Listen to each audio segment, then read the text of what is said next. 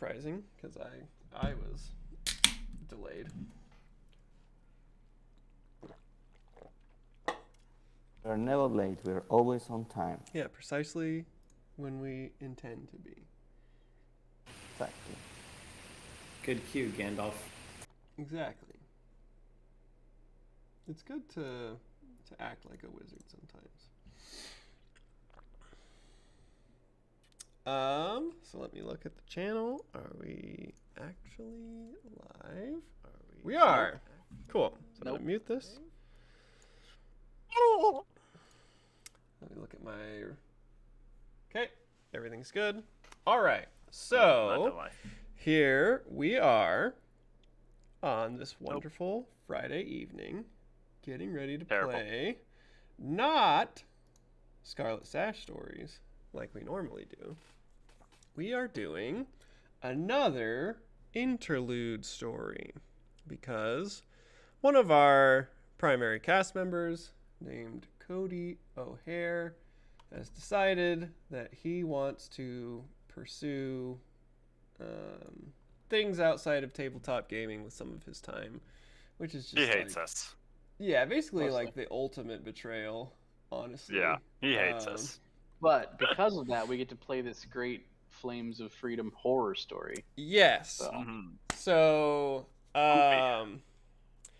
we are not playing in the Zweihander system tonight. We are playing in the new expansion book called Flames of Freedom, which is a standalone game powered by the Zweihander D100 system, and where Zweihander is kind of like this gritty swords and sorcery, kind of like high fantasy, slaying orcs and collecting gold pieces sort of game.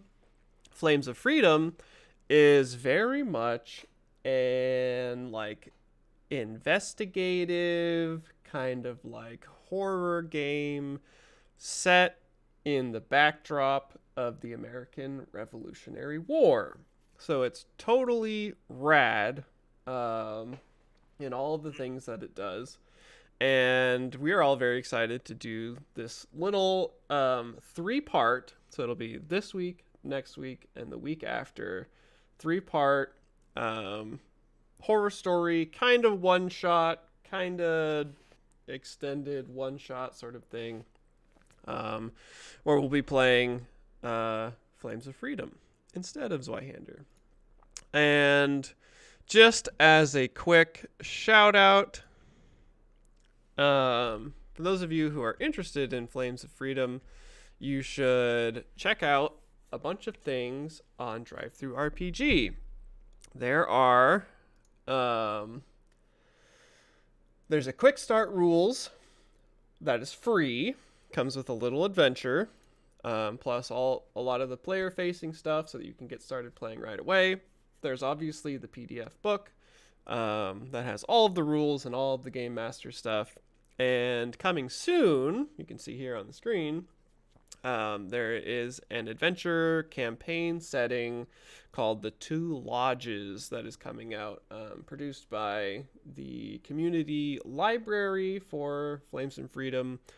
And it's going to be really cool. This is by, what is Sean's full name, Nacho? Do you know? We can't hear you if you're talking. I know. Sean Bandami. It's written by Sean Bandami, Irene DB, also Anna Goldberg, and the cover is made by Ken Duquette. Yes. And so those wonderful people have been working very hard on this campaign, and it will be arriving this month, right? On DriveThruRPG? I think so. Okay. Depends on the POD. Yeah. So yeah, we will be displaying this game system here today for you guys. And so let me real quick, I am Hunter Nedland. I am the Game Master. I'm a member of Fiends and Friends who produces Scarlet Sash stories in partnership with Grim and Perilous Studios. I run the Friday show, the Scarlet Sash stories, which is on hold right now. And we do a bunch of other gaming stuff on a bunch of other evenings. And I am joined here today by some familiar faces and some new faces. And we will start in the upper left of the stream. This is Topher. Hey, it's me. You guys might know me from playing Heart on the main Scarlet Sash campaign, but I'm going to be playing Albert Dupont, who is a Frenchman who is going to be working with some of the rebels here in the Revolutionary War setting. He's part of the Lawbreaker archetype, which is something that I hadn't played before, so I'm looking forward to that. And then below Topher, we have a new guest player. And his name is also Hunter.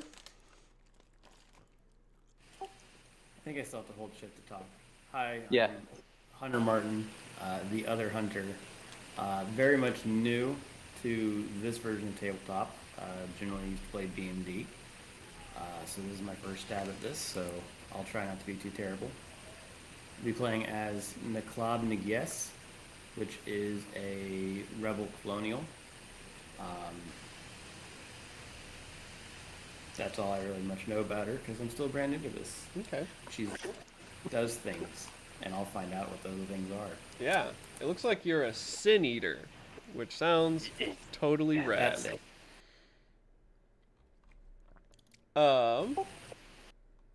And then in the lower middle, we have another familiar face, Nacho.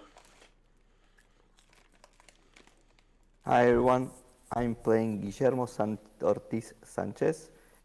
He is a young Spanish fellow, intellectual. He's tall with normal build, shabby style, and brown eyes. He also has large hands. He actually, for now, he's a gambler. And well, let's see where we go.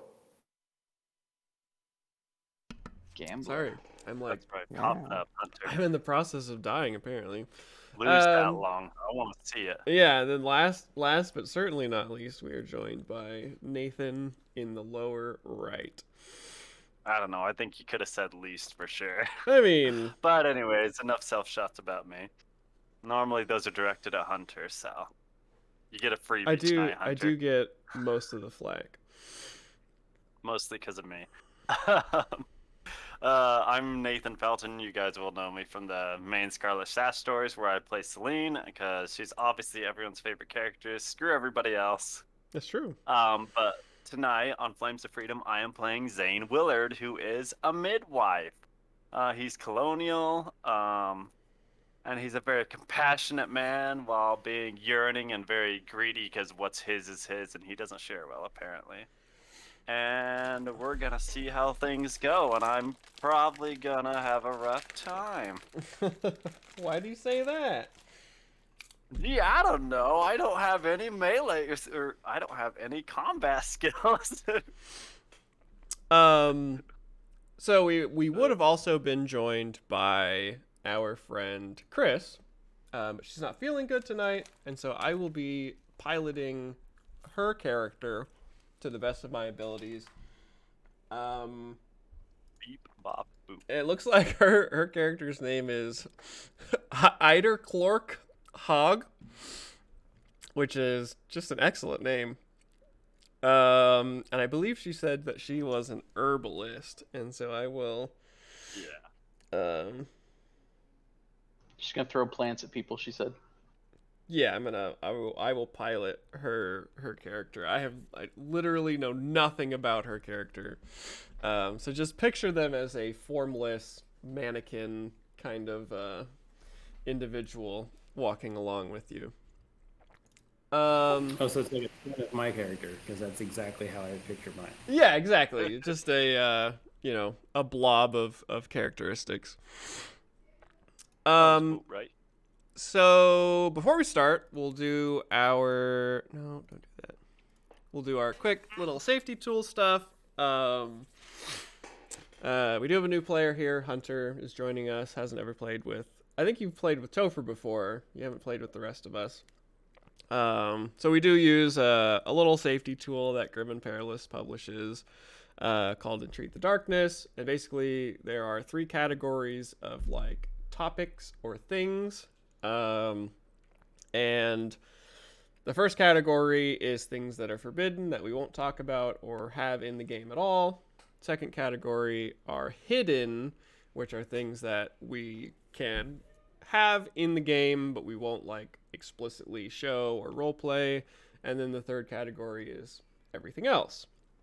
And so for all of the games that I run and that we usually do for Fiends and Friends, and obviously on the show here, we do have one thing in the forbidden category, and that is there's going to be no like non-consensual like sexual stuff, content. None of that will occur. It's not going to be part of the story. It's not going to happen to characters or NPCs or anything like that. And then that's really the only like ground rule that we have. We haven't really had any problems otherwise with content or anything like that. But I do obviously want to give all 4 of you the chance to say if there's anything that you don't want to see, or if there's anything that you would rather not role play, that kind of thing. It is obviously going to be a horror story, so there are going to be stressful and dangerous things that will occur. But yeah, just as a heads up, if anybody has anything that they would like to add to that list, we can do it now and avoid any problems in the future.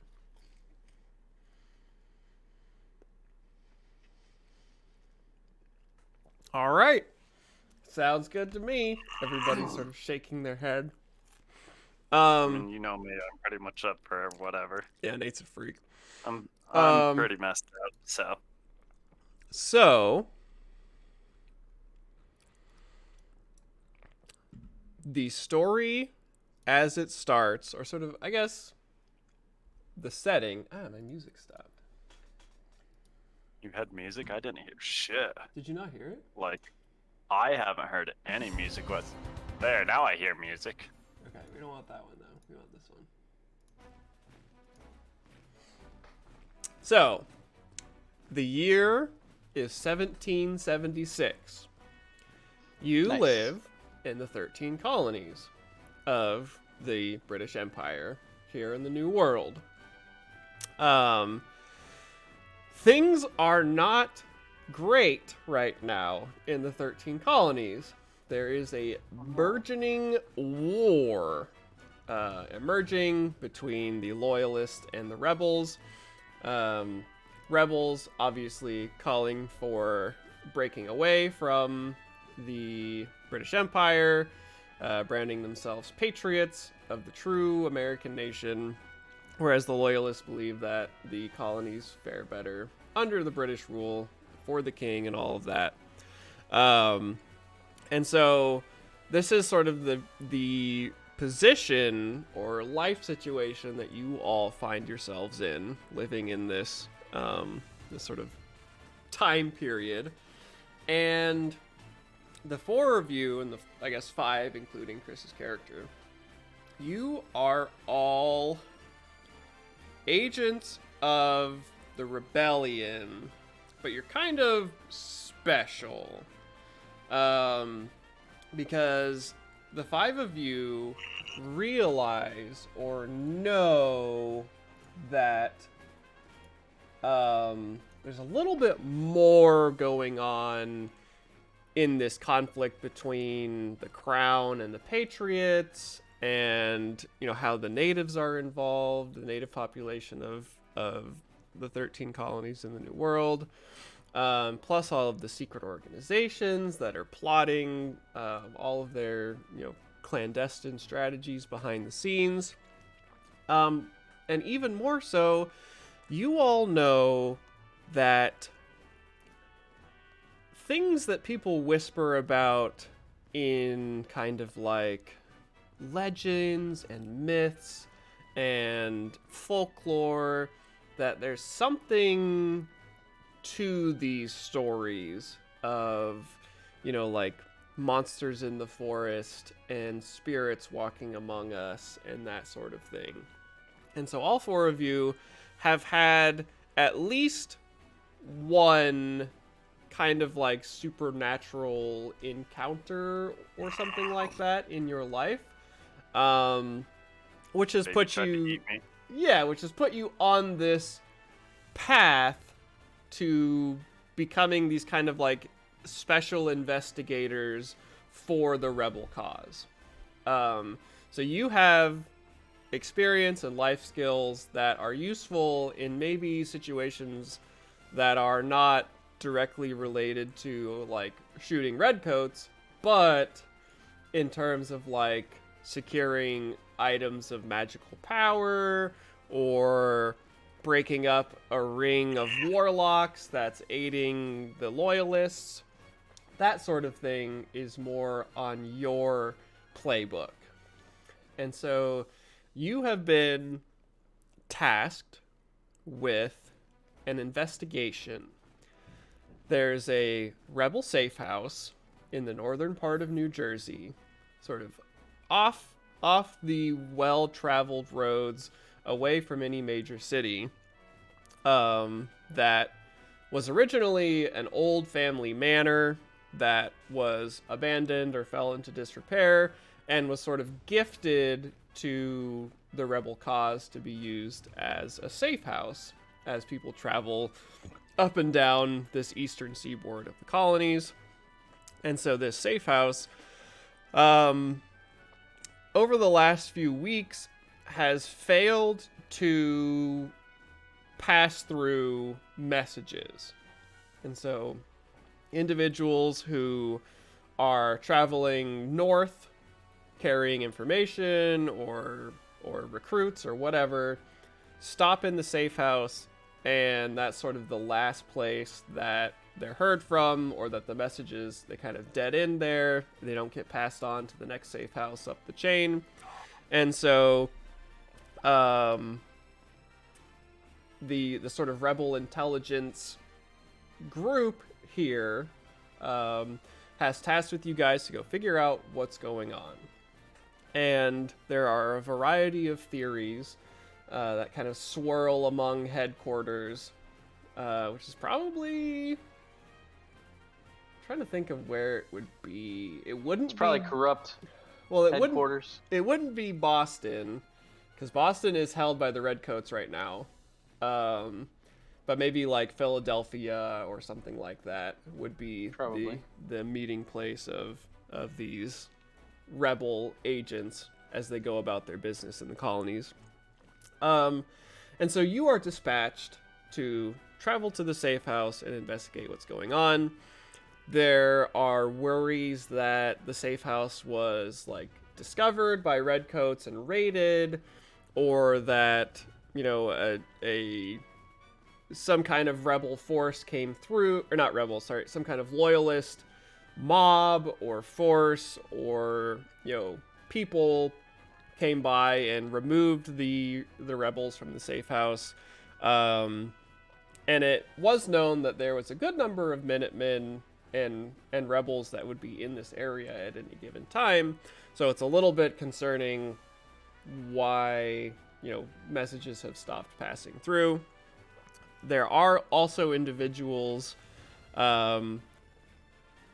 people who have been to the safe house before or sort of know the history of the safe house. Some of them have different ideas of what could have happened.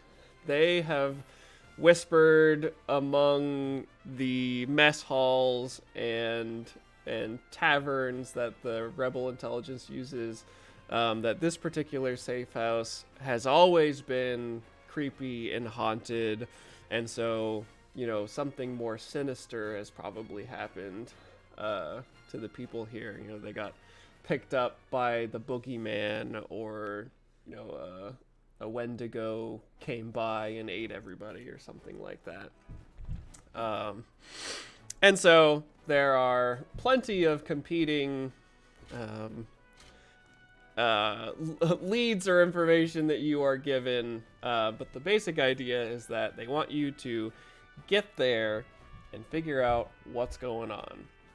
And more importantly, or sort of, I shouldn't say more importantly, but of particular interest, there was an object of power that was on its way to Philadelphia that was last sort of checked off as headed towards the safe house.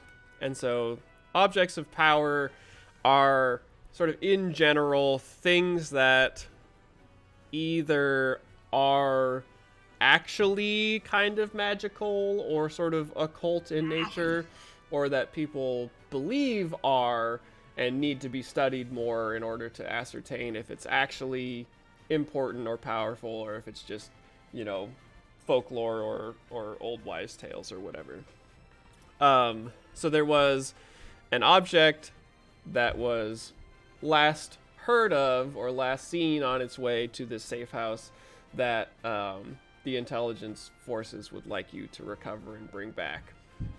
And so, with that, I think we are ready to sort of hop into it. Are there any, like, questions that you think you or your character would ask before setting out? Are there any, like, you know, questions you have as a player? Yes. Why do I drink my drinks so fast? I don't know. Because you're thirsty, and you probably don't drink enough water during the day, so you're actually probably a little bit dehydrated.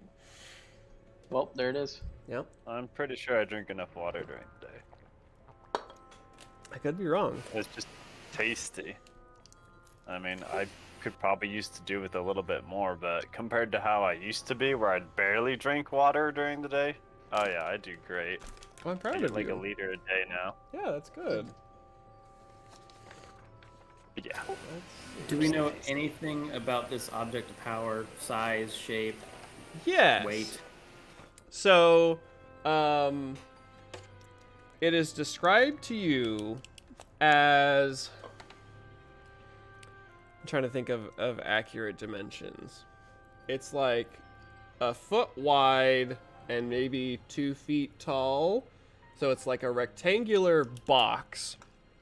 And the intelligence command describes it as a puzzle box, which they don't, like, if you pry them about what exactly that means, they just say that that is what it is listed as in the sort of notes that did get passed along.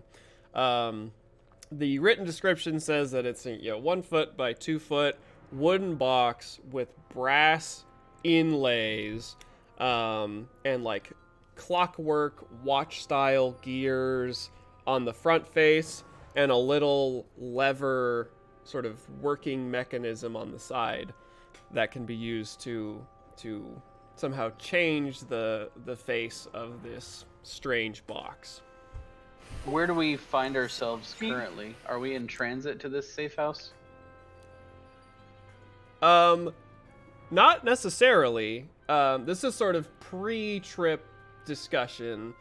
I do want to point out that all of you have I gave you enough RP to finish out your first profession and sort of purchase the very first trait of your second one. And so you guys are you're not quite like mid-ranking in experience, but you have a good amount of experience in this sort of thing, having experienced some occult or mythical things before, and you would have enough money to sort of bring with you essentially whatever you would want in terms of like personal effects.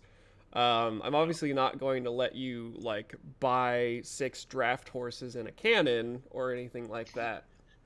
Why can't I have a cannon? This is bullcrap. But in terms of like Why? personal objects, you you are supplied by the rebel organization. And so you know, if you want a pistol and a musket and a saber and, you know, whatever you think that you might want to come into this house with, totally cool. No. And if we ever get to a point where you're like, oh, you know, I actually totally would have XYZ, I will be fine with sort of retconning, like, oh yeah, you do in your little travel pack or whatever, you would have that thing. Because it is a one shot, and I don't expect everybody to meticulously pore over every item list and everything to. God dang it, that didn't freaking loop, did it? To figure out what you want to bring. But yeah, so I guess technically you are still. This is before you have left, if that's what you're interested in, Topher. Yeah, I think Wolf had another question. He's shaking his head no. Oh, No, I was just asking if the box is a slot machine. 'Cause it's basically what it is. It does sound like a slot machine. I don't know. I'm thinking we got some Pandora's box bullshit going on, Hunter. Son of a bitch. That'd be cool. I can already say that that's not what I had in mind, but things change. I'm Hunter. How far away are we headed for our destination for this? It'll object or whatever? It'll be quite a few days travel. Okay. 'cause okay. you'll okay, be. so we all need sleeping bags and that sort of thing. Oh yeah, yeah. This is a trip. You're gonna be walking or riding on horseback, stopping in taverns when they're available, but otherwise, yeah, like roughing it, camping. The house itself is a good ways away from any major city or village, sort of off in the untamed wilderness of the colonies. And so, yeah, you would reasonably have camping gear, enough rations to get there, that sort of thing. And for the most part, I will tell you that I plan to cut to sort of you guys approaching the house. I don't really plan to. Well, I would say that based on starting wares, we should all probably put in our inventory that we grab a bunch of bullets. I don't know how many you think is necessary, but I think we all start with like between 15 and 25. I had 18. So I'm gonna Man. say that I probably get another 30 or 40 from wherever we're at right now at headquarters. A knife is like the best simple weapon. Knife is If really you're good. looking for something to just stab people with. And not like garrote or anything. So is that cool with you, Hunter? Can we just add another like, say 30, 40 bullets? Oh yeah, to our inventory? for sure. And again, this like is reasonable because it is sort of They would've expected. made sure we were Yeah, headed out and ready. yeah, and they kind of expect like that something is wrong. They don't really expect you to get into like a full on like knockdown, drag out, shootout or whatever. Yeah. But they are, like wanting to be sure that you are Yeah. ready to do what you gotta do. Yeah, also I meant to ask this earlier. Our trappings from our iconic trappings from the second class, do we get those or not? I would say so. Yeah, because like Okay. that. Just wanted to make sure. That gives me, second class- 13 tinctures. Yeah, because that second class represents sort of your you have spent time learning that already, so you Yeah. have the stuff for it. Mm-hmm. Okay. Alright. I'm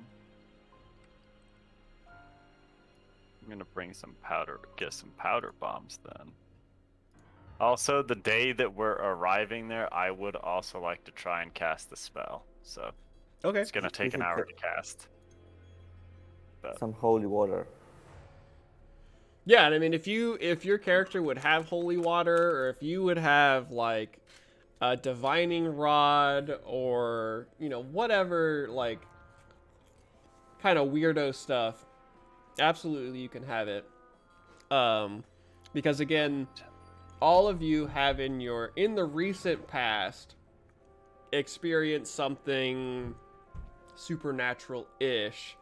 And so you've been kind of recruited into this like subdivision of intelligence work for the rebels.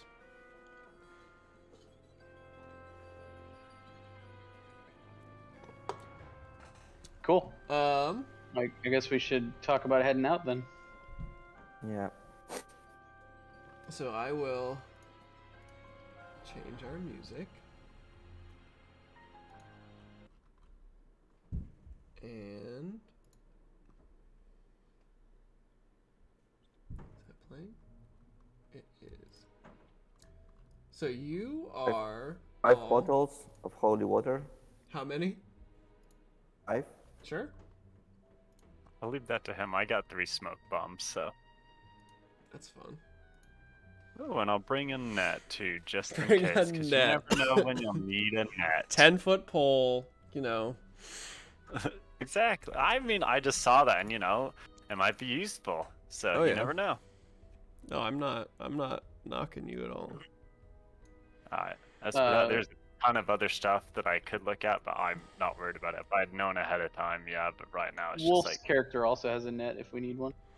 Yeah, and again, if you guys like come to the like a moment in the gameplay where you're like, oh, of course I would have had XYZ, I'm cool with it.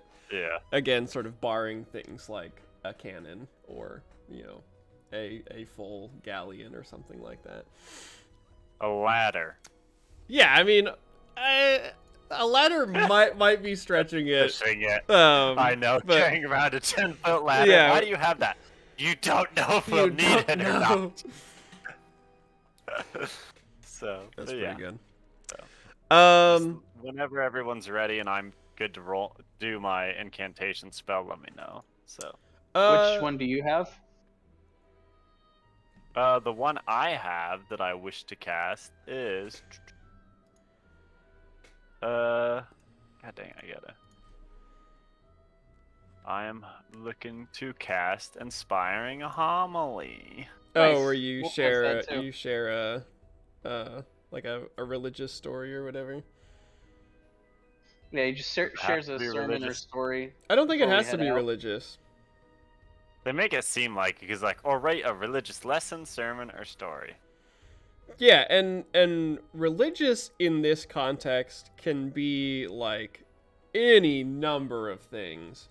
Because obviously the whole like genesis of the 13 colonies was people coming over to do their own weird religious stuff. So there's like Catholics and Quakers and Protestants and all of the tons of different native religions and Spanish versions of Catholicism and French atheists and just like whatever. Like if your character is an atheist, you can still give a religious sermon in the idea where you talk about how science is the true answer to all of these things. So really it's determined by your character and how you want them to perceive the world. Yeah, because I imagine my character not very religious, because why would God allow such weird, spooky things in this world that doesn't make sense? So, and just never been religious in the first place, and then learning more about that, it's like, but why? Yeah. So, and over here delivering babies and stuff. Yeah. I'm a person of science, alchemy. Doing female or doing. All right. So are you a male? I am a male midwife. Okay. I thought that'd be neat because I'd never heard of one, and turns out they're just midwives.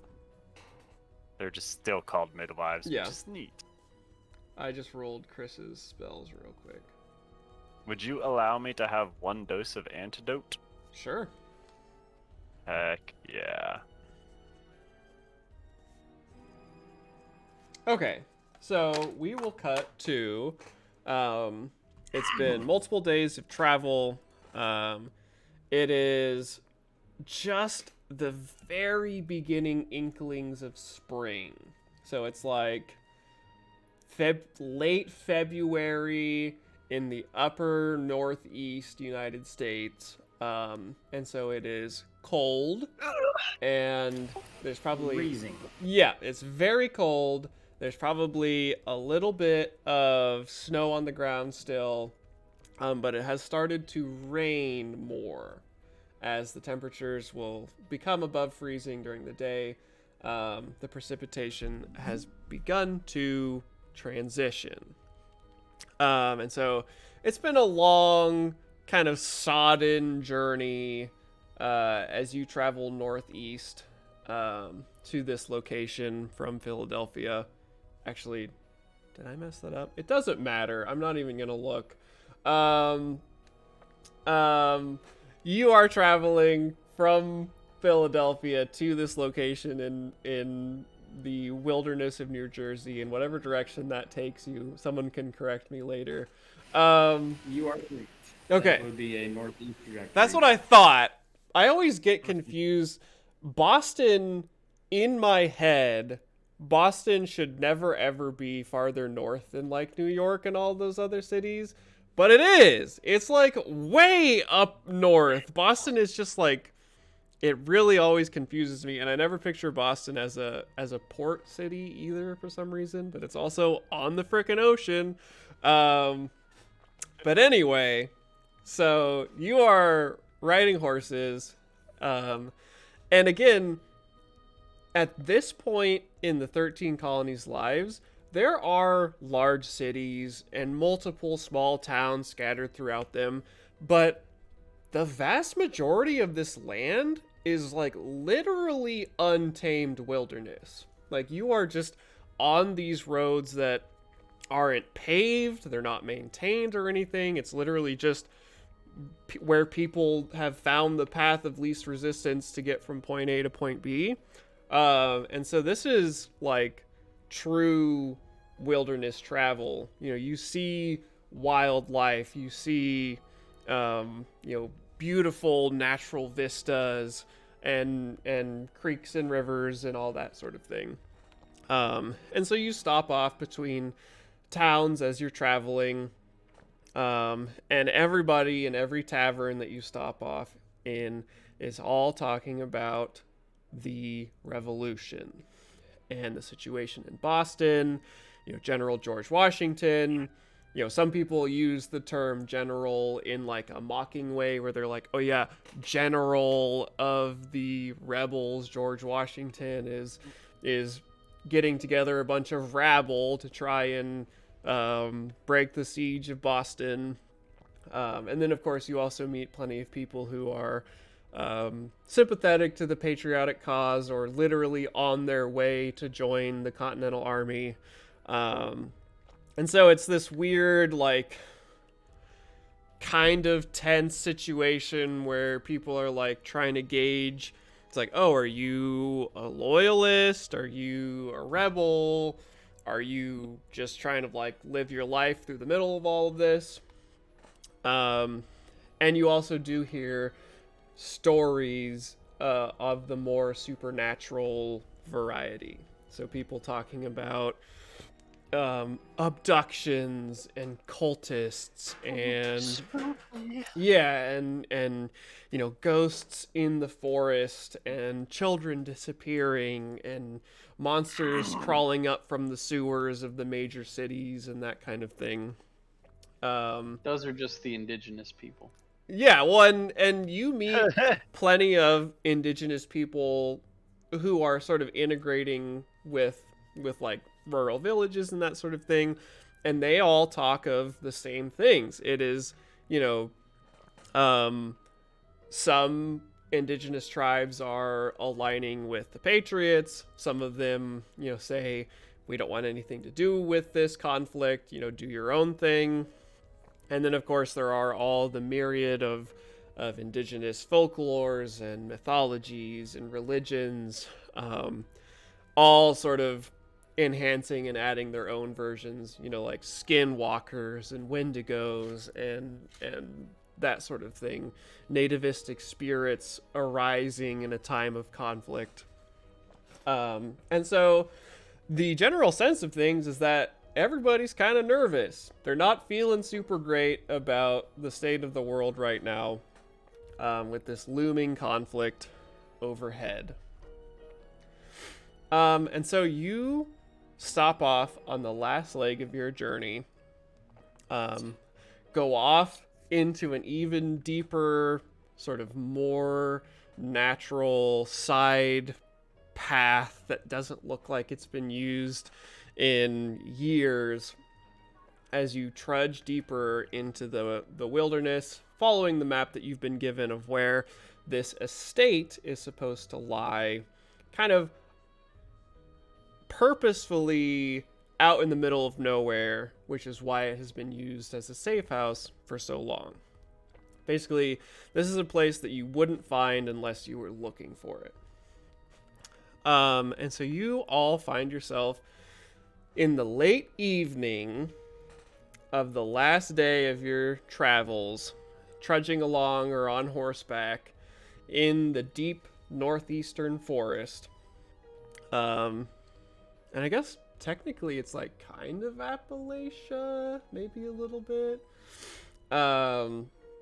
And the five of you are seemingly very close to your destination, and it begins to lightly mist and kind of fog over in front of you as a little storm squall or whatever you want to call it moves in. And so your parchment map indicates that you are maybe an hour's ride away from your destination. That's when I can start my spell. Yeah, so if anybody, like, you guys can talk to each other in character. I was kind of interested in if any of you had an idea of what sort of supernatural thing your character had already experienced in their lives. If anybody has like an idea off the top of their head. And it can be literally anything. I kind of cracked the joke about like a baby eating me, but when I thought about it, I'm like, that'd be perfect for like a midwife, like birthing a baby that something was seriously wrong with and was not like a normal human baby. Absolutely. Or something. Yeah, like maybe you were helping someone, and as she was giving birth, she confessed to you that she'd been cursed by a witch or something, and you were like, oh, that's okay, like, that stuff's not real, and then the baby comes out and it's got, like, goat legs or something. And so that, opens your eyes to the reality of this kind of shadow world. So my character, Albert, he has a strong inherent need to find the truth in any situation. So that's actually led him to become somewhat of a ghost hunter of sorts. Absolutely. In his spare time. Sick. And that's how I ended up doing this stuff. Awesome. Can you, real quickly, can the four of you tell me your two professions? So, Albert, Topher, your character, you are what and what? So Albert Dupont is a Frenchman that came to the colonies. He is not really rebel or loyalist. He's one of those kind of people that's in the middle, because he's a turncoat and he'll follow coin wherever it leads. So he's in it for himself. He's also a master of disguise, so he's able to blend into any group without fail. He's also a freebooter. He's not really much for following laws. He'll do whatever he thinks he needs to do to take care of himself and his interests the best way that he can in this new world. Yeah. Like I mentioned, he has a strong desire to find the truth. That's his like belief system. Yeah. Find the truth in any situation. But his biggest character flaw is his sarcasm. So he's Okay. utterly unable to deal with stupidity. If he's uncomfortable in a situation, he'll make sure that they are too, with often caustic wit. What a jerk. Sick. So He's gonna be real fun to play. Yeah, I mean, it sounds like it. I'm just doing this real quick so it's ready for you guys. So turncoat and freebooter. Cool.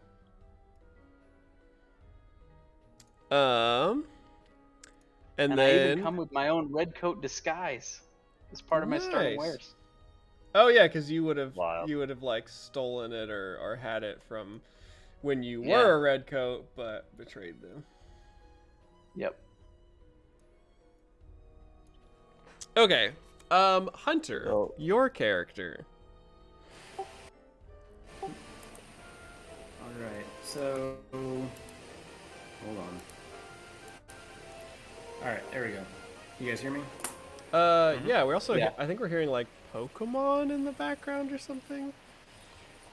No, I had to take off my headphones, so you guys are actually hearing the music that you have playing. Oh, okay. Yeah, I was to say that's weird. funny. My headphones kept disconnecting, so I just dropped them. Okay. For sure. So, the club is a Sin Eater and an aspirant, and he was a colonial rebel, average height, kind of stocky build, conducts himself rather stylishly, but not too fancy, rather modest, but still, pays attention to what he's wearing, make sure he's not out of date, if you will. Very strong sense of spirituality, motivated by prayer and meditation, and he can also be extremely vengeful, which Okay. is where I'm coming from. That his immediate family was eaten by a Wendigo cannibal, and Ooh. therefore that is what he's experienced before, and has a Tasty. vengeful passion to stick it to demonic creatures. Absolutely. Love it.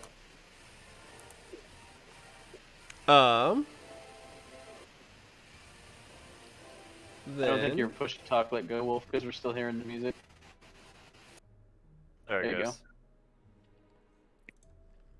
So then Nacho.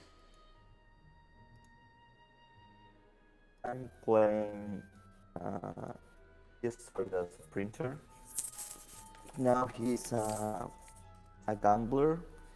So he started with he made this hypothesis that there's something luring the gambling dens that suck their people's luck and make you lose. Okay. So he started looking at that, and he started encountering something else and other ghosts and supernatural beings, but he never found out something like if the gamblers there's one were lured by ghosts that suck the luck out of people and make them lose. So that's how he started to go into around the supernatural investigation. Okay. So, and he goes through life thinking that he's being guided by something greater than him. So he trusts them to guide him, Okay. guide him things, but also his carelessness. So he tends to forget about things. He doesn't pay too much attention on things. He's not focused enough. Okay. So he That will be fun. so he sometimes is forgetful or Yeah. that sort of thing. He counts cards and he forgets how many he counts. He's like, wait, How where was could I? you be so careless? Yeah. How could you be so Um, careless? Let's see. There's a few things that I forgot to do here. And then Nate, we talked a little bit about your character, but you are a Midwife folk healer. midwife folk healer. That's awesome. Yarp. Yeah, I gotta do folky healy things. Probably don't get to use half my abilities, but that's okay. And Chris's character is a herbalist, and I don't know if she ever picked a second thing, but herbalist was her first one, which is sort of like a folk healer, almost like a natural scientist kind of witch person. So yeah, you all are trotting down the path on horseback towards the location of this estate. And Oh, can everybody give their character names real quick? Because I didn't hear everybody give their names. I know Guillermo is Nacho's character. Albert.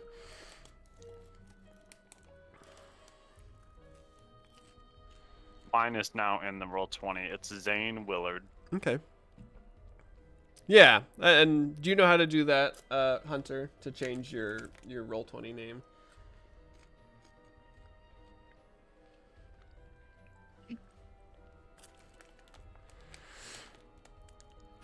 Okay, so I can only push to talk while I have Discord open. Oh, Oof. really? That's really weird. No, but I'm probably gonna figure it out in 2 seconds. So if you run, you might have to leave and come back real quick. But if you run Discord as administrator, it should solve that problem.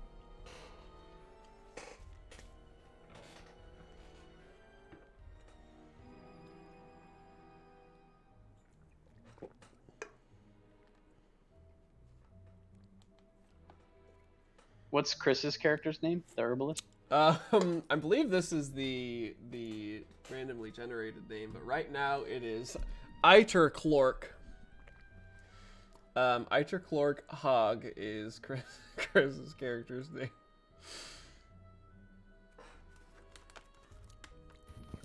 That's probably better than Agamunk. It sounds colonial. I mean, Eiterclork?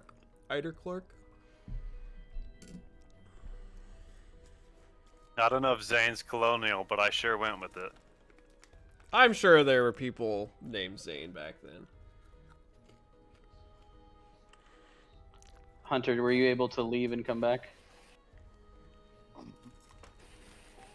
No, it's fine. I'll just keep jumping back and forth.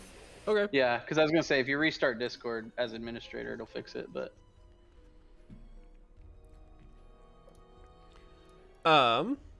So I assume, maybe you guys are like having idle chatter or something like that as you're writing, but you're probably all quite tired, as this is the last leg of this long journey. And so you are trotting along, the mist is falling upon you. The forest is eerily quiet. That kind of like quietness that you only get when you're outside in like dense forest, and not a bird singing or an animal moving among the underbrush as all you hear is the sort of sloshiness of your horse's hooves on the wet ground. And you all round a bend in the road, and you can see clear down. It's like a long stretch of basically a straightaway with the forest kind of overgrowing, those famous like roads in the Northeast where the forest is almost like canopied over. And you can see in the dim light of the evening the manor house down the road. And so you continue riding along down the Do my road. spell before then. Yeah, so this would Yeah, be this would be the perfect time, because you're seemingly 15 minutes away or whatever. I'd need an hour. Oh, okay. So I thought you said you wanted to do it when you got there. No, I said before we got there. Okay, like, yeah. If we knew it was the last leg of our journey. Yeah, so absolutely. Before you guys get there, you can do it an hour ahead. Okay. Because like the bonus and difficulty is mostly up to GM discretion. Do I get one since I'm in a safe place or anything like that? Because it's not like plus 10% for like generalist and petty or anything. But they're like, it's up to GM discretion. Like if you're in the middle of combat surrounded by enemies, then you're probably gonna get a negative. So Yeah, we'll do a plus 10. Okay. I would say that your companions are maybe a little on edge. Yeah, that's fine. Like even if I didn't, I just wanted to check since I don't get that like I'm used to. But, Yeah. I will also do the not unfed or whatever. The equivalent of channeling by 1 point. Okay. So We're gonna risk some backlash. Yep. And I will move you Oh, guys God. to this room right now. All right, so I'm gonna do. So most of Incantation. this giant room is already shadowed out. But if you go to the upper left, you can see some area that is not. The upper left. I mean, I see the lower. Oh! This is much bigger than I thought. Holy Yeah, it's a crap. very big room. Man, I didn't know you could do that in this. Okay. Anyways, plus 20. Hey. Oh did it. yeah. Okay, I'll roll my d6. Woo! Cutting it close. So you did not get backlash. Correct. So I will. So what bonus does that give to us now for the next so many hours? I should have done it this way, but you guys can see it there. Basically, All right, so we I get. don't know. I don't know if allies consists of me or not in this game. I don't think it does. No, I I don't think it think is. so either. Oh, you think it You're, is? you're your own. You're your own ally. Because I Okay. almost for sure in Zweihander, you don't benefit from your own inspiring words, right? Or do I you? think you do. I don't know. No, you do. Okay. In this case, for like Quicken Blood, where the spell distance is touch, it says after successfully casting the ally. So I mean, I could like cast it on myself, I would think, for something like that. Yeah, probably. So, okay, so then it'll affect all of us, but no critical success, but still, So we get everybody- plus 10 to defend, to dodge and parry, basically, is what Yeah, this is. and resist spells. basically, yeah, and resist magic. So, Cool. and Zane will tell a story about like,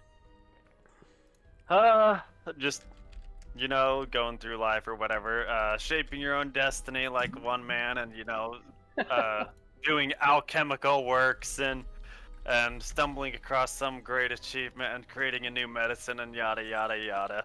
So, Are those new medicines you created to prevent demonic babies?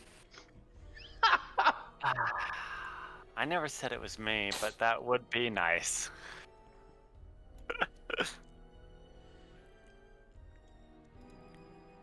Cool. Well, I would imagine that we want to probably approach this place carefully due to the threat of redcoats finding it and raiding it. That's actually, while we're on our approach, I want to kind of look at the ground and see if there's been a lot of foot traffic to and from. Because if we're thinking redcoats have got this place, then I'm assuming there's going to be signs of a large group of individuals moving on foot. Yeah, signs of traffic at least. Hunter, can you give me a scrutinize test? And so the way that you're going to do this is on your character sheet. If you go to, it's the first tab. It's in perception, yeah. Yeah. And so We then- went over how to roll and everything earlier. Oh, okay. Yeah. So under perception, there's the scrutinize. You just click the button. 0 is your bonus, because it is dark out, but it's also muddy, so that there's a good chance of seeing some kind of tracks. Also, for everyone, so everyone's aware, my spell will last 8 hours. So. Okay. Okay. So yeah, once you click scrutinize, it should pop up a little situational modifier on the Roll20 window. Just hit submit or whatever, because you won't have any bonus. That's a crit. fail. Crit fail. Rough. So Noclob is I found a colony of ants. yeah, All is right. is your character male or female? Male. Yes. Male, okay. So you lean over and you kind of probably say to your companions, you're like, oh, well, we should, if we're worried about redcoats, let's check the road, see if anything's here. You are looking among the muddy sort of ruts of this road that hasn't been used in a long time, and you don't see any horse prints. You also don't really see any boot prints, but what you do see, and this is what will play into the critical failure, you see a lot of deer tracks, and then you also see the large multi-toe beamed tracks of what you instantly recognize of a mountain lion. And so the historical range of mountain lions, pumas, black panthers, whatever you want to call them, back in 1776, they were all over the place. The whole crescent of the northern United States was just heavily populated by these large predatory cats. And so you are scanning the ground and you see deer tracks sort of crisscrossing across the path, and then you spot the very recognizable, very characteristic tracks of a mountain lion, sort of padding along the same trails of these deer. And Guys, we are completely safe right now. There's like a bobcat or something. Nothing to worry about. so he says that, and through the forest, you hear a horrifying, screeching yell of a mountain lion calling its territory, echoing off the trees and through the night.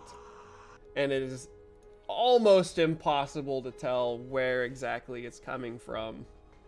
But it is nearby and it is screaming its head off. And I don't know have any of you actually ever heard a mountain lion scream in real life? No.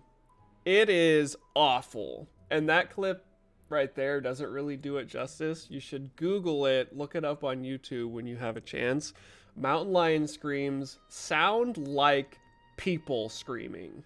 And it's just horrifying, and it's the worst thing that you ever want to hear.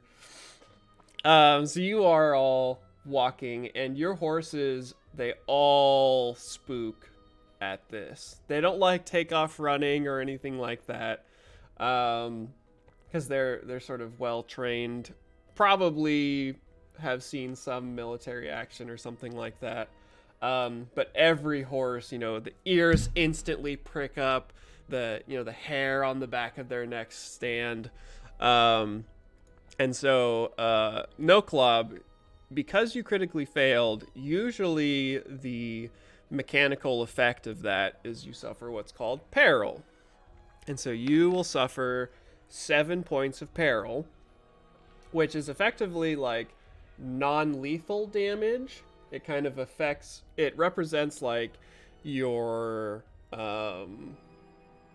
bravery and spirit and exhaustion and that kind of stuff. And so if you look on your character sheet, you will have a peril threshold. 9. Okay, so then this does not exceed your peril threshold. And so you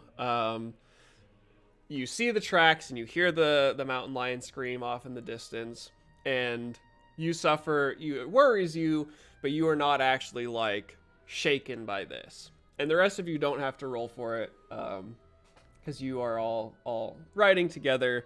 And so it has immediately become apparent to all of you that you might not be in the most safe of circumstances, But probably if you stick together and keep your wits about you, things will be okay. Might be a little bigger than a bobcat. Just saying. Yeah. Just Oh, a yeah. wee bit. Yeah, definitely the tracks. Yeah, if you didn't point them out to your companions, you at least know that these are big old paw print tracks of a mountain lion. All right. Well, I recommend that we find cover. So, how close are we to the manor at this point? As close as you want to be. I will let you guys determine how you approach it. You can ride right up, or you can cut off into the trees and approach slowly.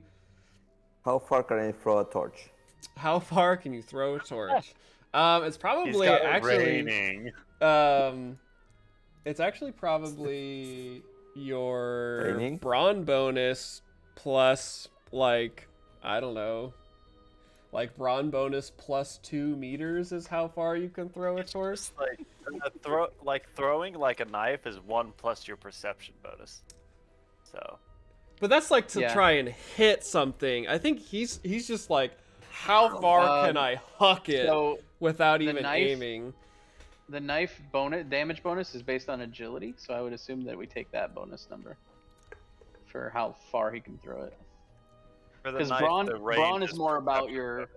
brawn is more about your constitution. So I would say agility is probably the right bonus to use. It would be for most things ranged, pretty much everything. It's perception bonus to determine it. So Right, that's to determine your range. yeah, and if he's seeing how far he can throw it, like, I feel like that'd come in, like, would be it. But Yeah. if So Hunter wants to do brawn or agility or whatever, Well, that's let's- his call. yeah, let's say accurately throw a torch, perception bonus plus 1 meters. So those are, a meter is a square, and so that'll be how close you'll have to be. So what does that put you at, Nacho? So how much was it? Perception perception bonus bonus plus plus 1 in meters. Okay, so it's 7 meters. Yeah, so you would have to be fairly close to huck a torch onto the house if you wanted to. I wanna dismount. I think we should dismount our horses and kind of walk up slowly. Okay. Yeah, Yeah. I'd like to get eyes on the house before we really try to enter it or anything like that. Okay. Try to Zane's look fine at it with again, that mountain lion. I mean, Do if we we're trying to get away from the mountain lion, getting inside as soon as possible would be the best idea. Yeah, and as we're approaching, I want to know if there's like a barn or stable or anything like that, or is it just the manor house? So let's, if you look in the upper left where it is lit, let's change our music real quick. We've probably got some other kind of spooky-ish music. Bum, bum, bum, bum, bum, bum, bum, bum, bum, bum. Let's do this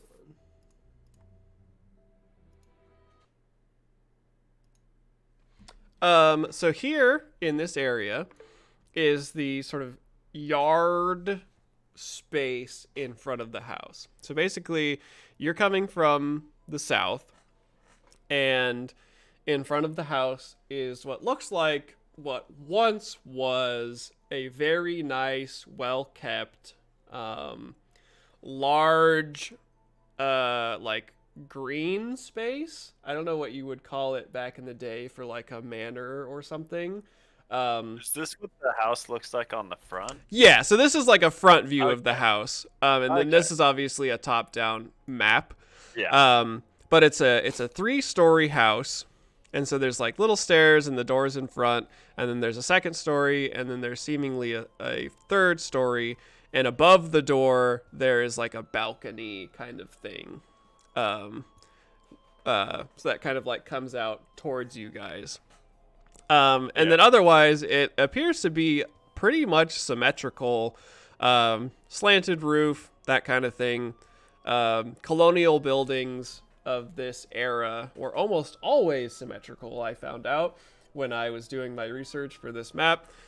because they were just not very creative, I guess. And so this building, as you are approaching, there's a big open green space, and then the house is kind of sitting right in the middle of it. And there would be, if this were still current, a big like sweeping driveway where someone would like take a carriage up, and then it actually, you can see that there's like a road kind of part of the driveway that goes seemingly behind the house out of sight. And so all of this space here is like green space, which you're basically walking from the south here, and then the driveway continues to the back and kind of swoops back and meets up with the road again. So you said it's evening time, right? Yeah, it is becoming dark rapidly. You do see there is a horse bar. There's definitely a name for this thing. A horse tie up horse thing. And surprisingly, there are 3 horses already tied to the horse tie. It's called a hitching post. A hitching post. That is exactly what it is called, and I couldn't remember that phrase. Wow, my website says hitching rail, oftenly mistakenly referred to as a hitching post. Okay, hitching That's rail. funny. Yeah. Fine. I have no idea. Like, I don't know how accurate that website is. It was just the So- first thing. There are potentially people here. But Do we see any lanterns, any light coming out of the windows of the house? You see. Go ahead. Do we recognize the horses? Not from where you are, and not like in terms of like personally or anything like that. As for light, you do see that some of the windows appear to be dimly lit, but it's hard to get a sense of like what windows are like in adjoining rooms or that sort of thing. But each of the 3, the first 2 floors, definitely there is some light kind of emanating from deeper in the house. All right. Well, light at this time of history would have to be something burning. Yes, So, oil that would lanterns are the norm. That would lend to the idea that someone is definitely here.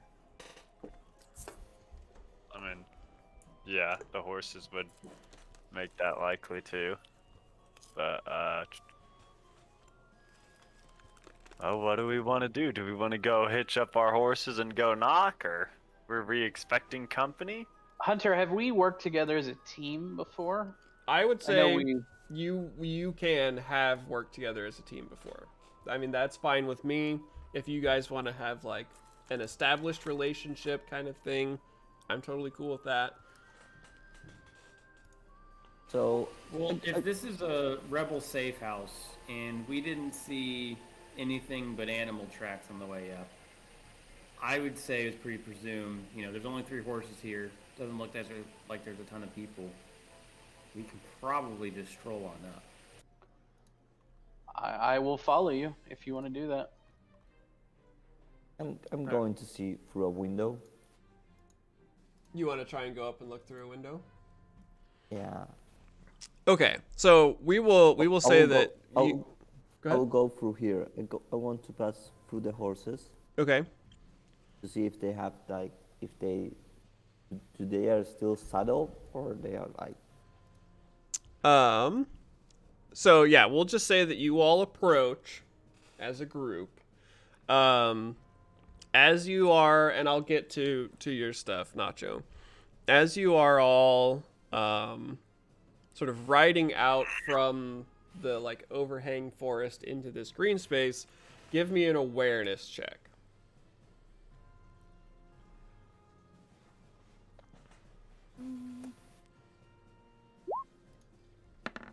I fail. success. Yeah, so we've got a success from Albert and from Guillermo and from No Club. So, Damn, guys. Zane sort of preoccupied, and the rest of you hear the crickle crackle of branches snapping close by, and whip your head around to see a troop of 4 deer go bounding past you, pretty close, sort of at an angle to the way you guys were traveling. They bound deeper into the forest. They turn to look at you as they're running, and then disappear into the darkness. And so then you continue forward into this green open space. And basically it's like a big oval has been cleared out of the forest. So the house kind of sits in almost the middle of the oval, with this nice big green lawn and the big swooping driveway for carriages. And so if you guys want to draw yourself little tokens on the map or something like that, just like down here somewhere. Oh, that's neat. Did you just like drag that? Yeah. The little person token. I like that. Yeah, it's just he pulled a like. Yeah, dragged because he his doesn't character have one sheet assigned, yeah. down. Yeah. So. And actually, I think, what can I do? I think I can do something neat with this so that it... Okay, so you guys can see Albert's name on that token, right? Yeah. Okay, and we'll do that for this one. And you guys can see Guillermo's name for that token. Oh yeah, we're gonna do that. Shit. If you guys would like to, that is certainly one way that we can do it. I mean, might as well. I had to zoom in a little bit, but yeah, I can see it now. Because I can select that better than I can the other, Yeah. like my token. Move it around better.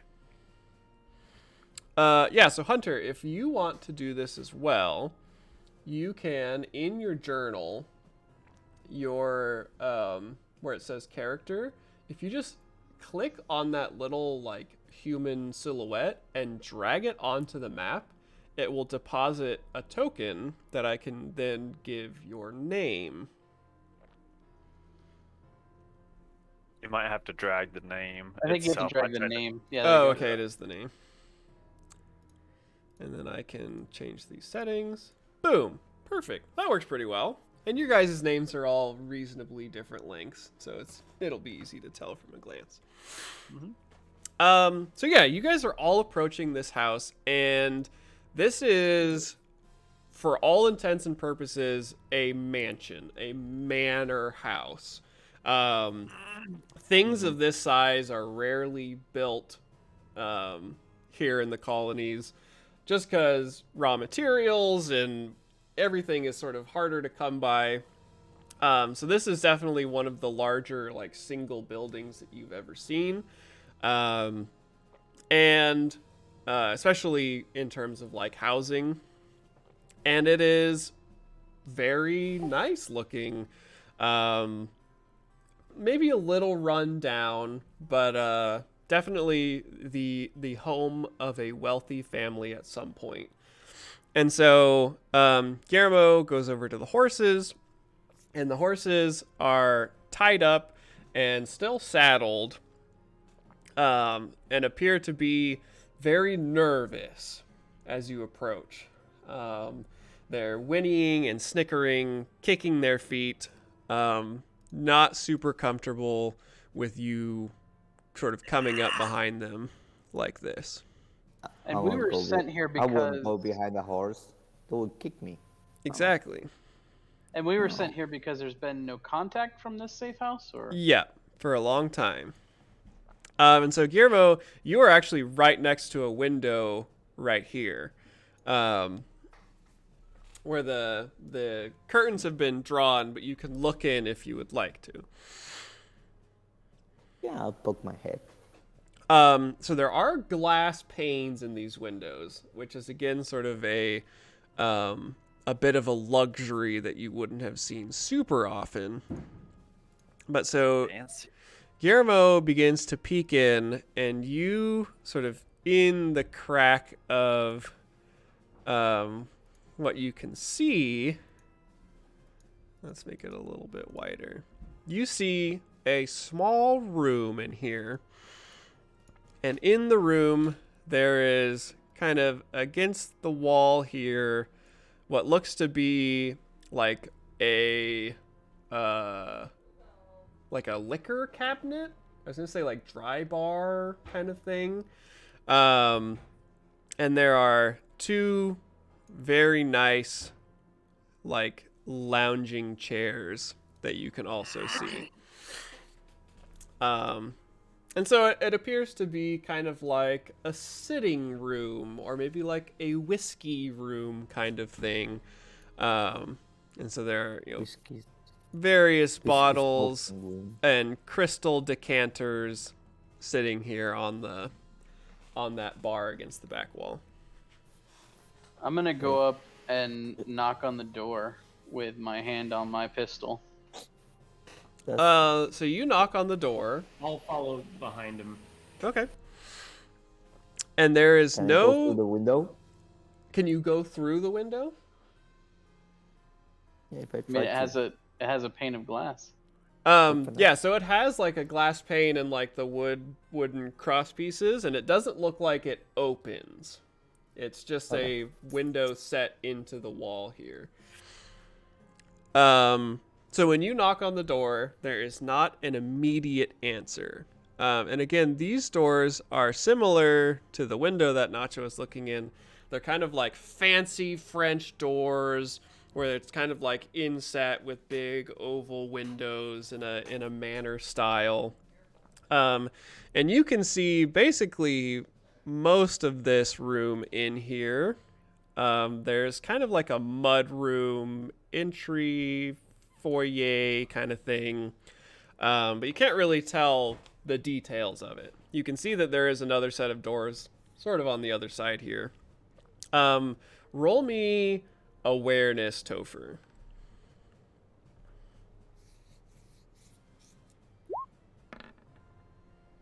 Is that a success or a failure? I don't It's a see failure. shit. Yeah. So yeah, you guys are kind of like peering around the front of this building. Is the door that I'm standing at locked? No, you try the handle and it appears to be easily openable. I want to enter to the second set of doors. No, Klob, give me an awareness while as Topher's character is opening the door and entering, you also get an awareness.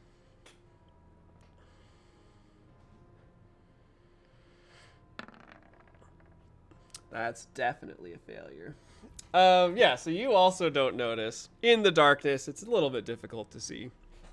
So Albert... There's absolutely nothing here. Let's just go right in. Yeah, there's nothing going on. Don't worry about it. You both enter into a mud room, sort of foyer, coat room sort of thing. There's like a place here for wiping the mud off your boots and everything.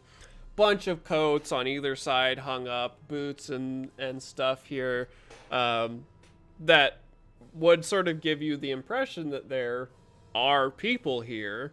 And even without a roll, you too notice, and actually I'll just do this for fun, that sort of in this lower right area of the coat rack, there are red coats, like literal British red coats, hung here on that lower right side, hung on, coat hanger style things among a bunch of other coats and jackets and that sort of thing, cloaks, what have you. I'm gonna take my pistol rifle out and just kind of have it somewhat concealed, but in my hand and ready for funsies. All right. I almost want to like step out and get Zane and Guillermo's attention real quick. I'll keep an eye on this door while you do that. I think it would be in our best interest to take a look around the exterior of the house. There are some red coats hung in this entryway. Okay, so before I do any of that, I am going to like tie up my horse, and I want to examine the other three horses to see what state they're in, and if they have their saddlebags and what is in them and stuff. Okay. So yeah, and I assume the rest of you brought your horses or tied them up or left them somewhere. So you examine the horses. Mine's on lookout for that bobcat. Oh yeah, yeah, for sure.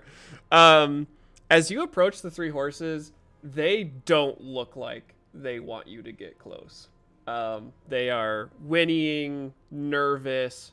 If you gave me a handle animal to calm them down, you could probably approach without any sort of issue. Do I want to try that? Because they're definitely like sidling away, giving you like the kind of crazy horse eye that horses do when they're nervous. Yeah. Do I have? Can I like? Cause you said that we were given food. Can I pull out like carrots or something and like offer them to that for like a bonus or anything? Yeah, I would say that'd give you a +10 bonus on your handle. animal. I will try it then. And in this game, results are flipped still, right? If you don't have the skill, is it a trained skill? It is a trained skill. Yeah, so then you would flip to fail. All right. Oh, I forgot to do. Damn, you were so close. Really I'm close. gonna, cause we got the coins. Yeah, I'm probably I gonna forgot flip one and to. try I again. forgot to do that. And did you guys explain that to? Yeah. Yeah. Okay, sweet. So we have like Um, 5 coins. yeah, 5 coins. 5 coins, yeah. Yeah, but you have to roll 5d6. Yeah, you're supposed to and roll 6 is them your coin. for Flames of Freedom. So any 6s Oh, means wow. that I get them. Oh. Okay.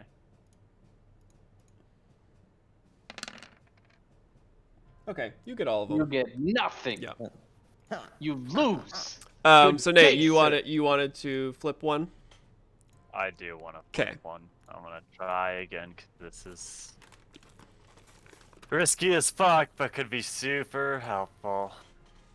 Oh, Damn. I did worse. So you approach the horses and you say very calming, soothing things, holding out a carrot. And as they seem to be calm. You're getting close. You get ready to flip open the saddlebag, and from somewhere in the night, the scream of the mountain lion rings out again, and they instantly, eyes wide, you can see in the darkness the whites of these horses' eyes, and they freak out, ripping their reins from the post here, and they all bolt, Oh no! knocking you aside, and luckily not trampling you, Yeah. but knocking you on your butt. And roll me high, or tell me high or low. Hi. We want to roll one of these. You're gonna make me roll in some horse poop. Okay, so you stumble back and grab hold of your horse's reins as he's about to take off into the forest as well. But you are able to calm him with the carrot in hand, but the other 3 horses bound off into the darkness, Damn. neighing and whinnying and just absolutely out of their minds. Okay, well I'll secure my horse loose. loosely. Because if the mountain lion comes, I don't want it to be dead. I love I would feel really bad. You're That was a like, moral dilemma. yeah, right that there. was like a very important decision there for Nate. He's like, wait, do I want to Jurassic Park my horse, or do I want to let him get away? Well, because it fits very much with like the Wolf Killer too, because it's a quirk. It's whenever I take an innocent life of another threat classified as animal or humanoid unprovoked, I'm unable to call upon my spells for 3 days. Oh, okay. So it's kind of like tying into that a little bit. Absolutely. Well, it's not me. Right. I'm still kind of causing it, and since I'm very compassionate, my character would be like, I'd rather lose the horse than like have it die and lose it that way. Like, give it a shot at least. For sure. So. You can take it inside the house. You could. I mean, you could bring take it inside. the house. Sure, that's what we want to do with them all. So that's a perfect place for us to do a quick bio break. It's 11:45, and we'll go for another hour and 15 minutes for this session. And so yeah, we will be right back. Everybody grab a drink, go to the bathroom, that sort of thing, and we will reconvene in about 5 minutes.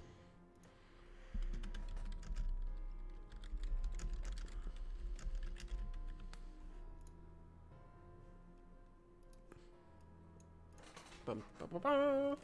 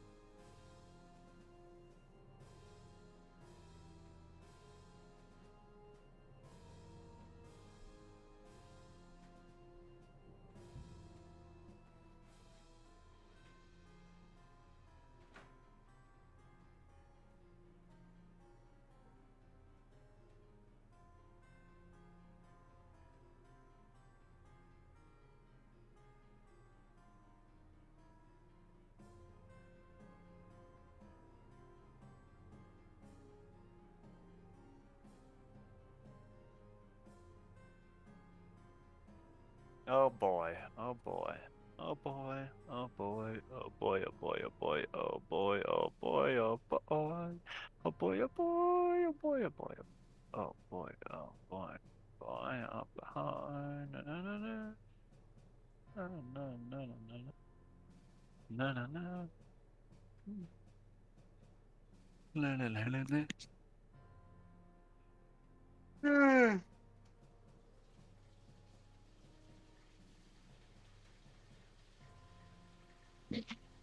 Absolutely.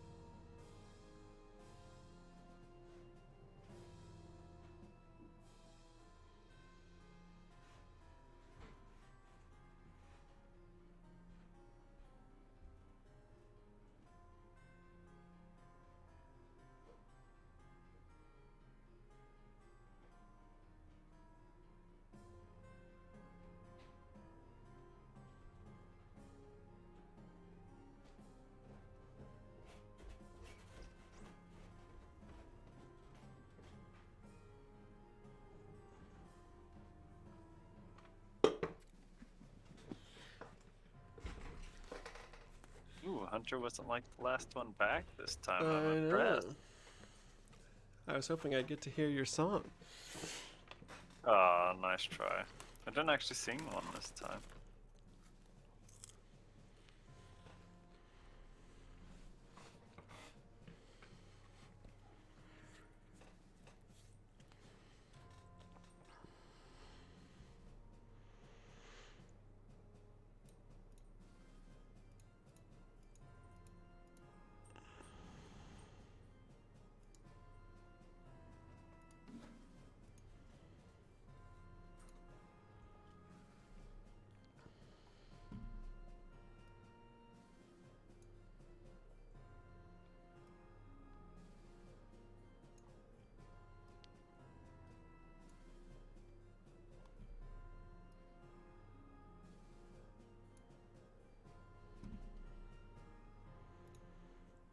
Wah, wee, wah, wah.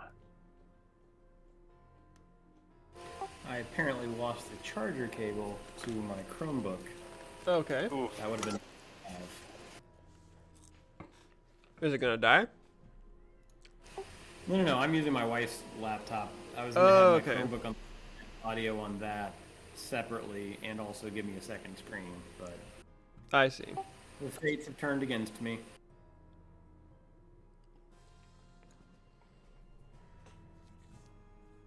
Let's see.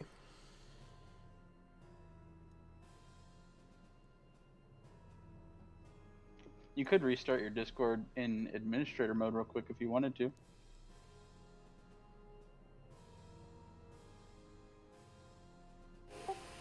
I don't know how to do that. You would have to totally exit out of Discord, and then when you go to run it again from the icon, just right click on it and hit run as administrator.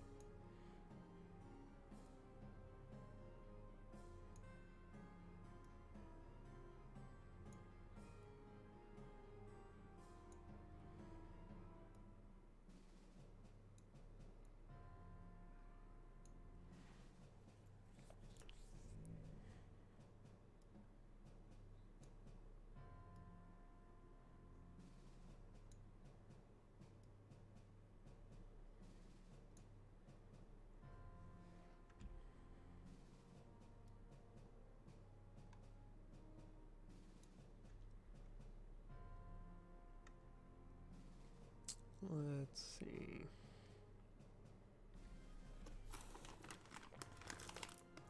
Let's see.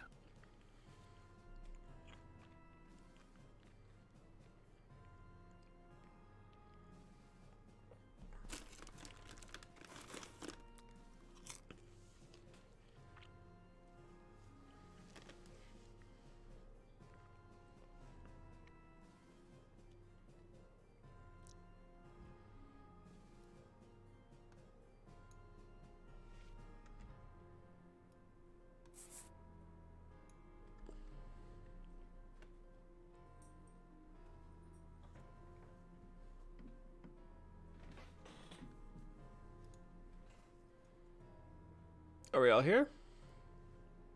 Were you? I'm the master, Who are you? I'm here. and Hunter's back. All right. Who you is? So yeah, you are all kind of standing on the porch of this house, flanked by Gothic columns holding up the balcony above you. And it looks like everyone is ready to enter the mud room now. Well, And at this again- point, I want to kind of like take a look around the house because, like, if there's redcoats inside, I want to peer in all the windows and see if we can find them. You wanted to go around. How many red posts are there? There are like 6. Oh my. So can I put one on? You can. I will like to put one on, and I will start going around the house. I like that. Around the outside? Yeah, I want to see if I can see. I'm not going to go around the whole perimeter, but I want to see if I can get some extra windows to see, like a living area, living room area, Okay. or some like a big room or something like that to see if I Sure. can see any movement. So let me draw you some windows real quick.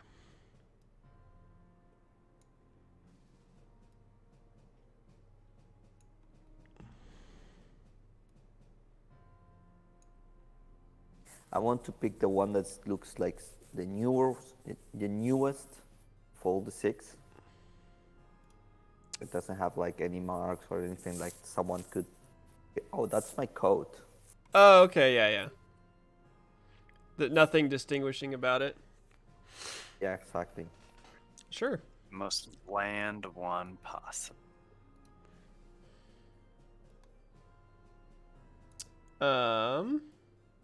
There's a lot of non-red coats here, though, too. Oh yes. There is a whole host of clothing. So I drew you some windows kind of around the perimeter here. There's this one here, and there's 2 there. Then if you went around the left here, there would be 2 here. I don't know how far around you wanted to go. I will go this one. I will do this side. Okay. This one, and this one. So you peek. I will try to do this stealthily, but not like creepy stealth. Like Okay. not making any noise, but Yeah. not like hiding. So the curtains on all of these windows are drawn a little bit, so you're not getting like a full, view of what's going on. But you peek into that one, and you see something. It looks very similar to that other room that you were just looking in. It appears to be, and let me uncover just a little bit more for you. Looks to be, these are very nice plush like chairs and stuff, and actually right below the window right here, you see a like a window bench where someone would like lounge or something like that. And this is apparently, from what you can see, another kind of sitting room. It's lushly carpeted floors. You can't really discern any other purpose for this room besides the fact that there are seemingly 2 nice chairs and a bench below this window.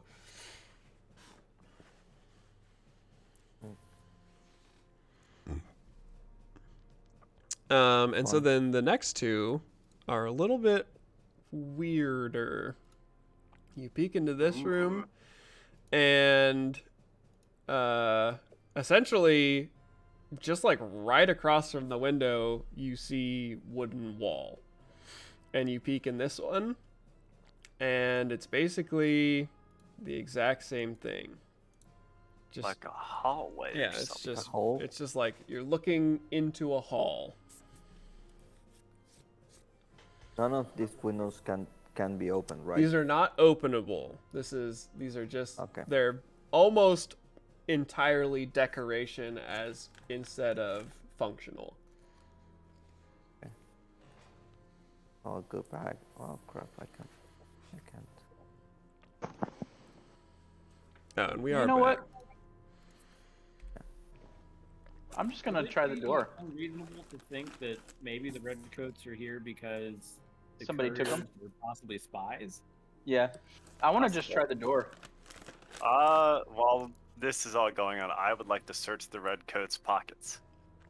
All right. So, Yeah, I'll and go I'm gonna door. try the actual door to the interior. So you open the door. You try it or you open it. It's unlocked. Is it unlocked? I It's want to go in. unlocked. Yeah. Okay. And you open into a grand entrance hall. Brr, brr, brr. That is, there's a big carpet that adorns the center of this hall. Shiny hardwood floors. There are like little pedestals here that look like they would have had like artwork or sculptures or something on them, but they are empty now.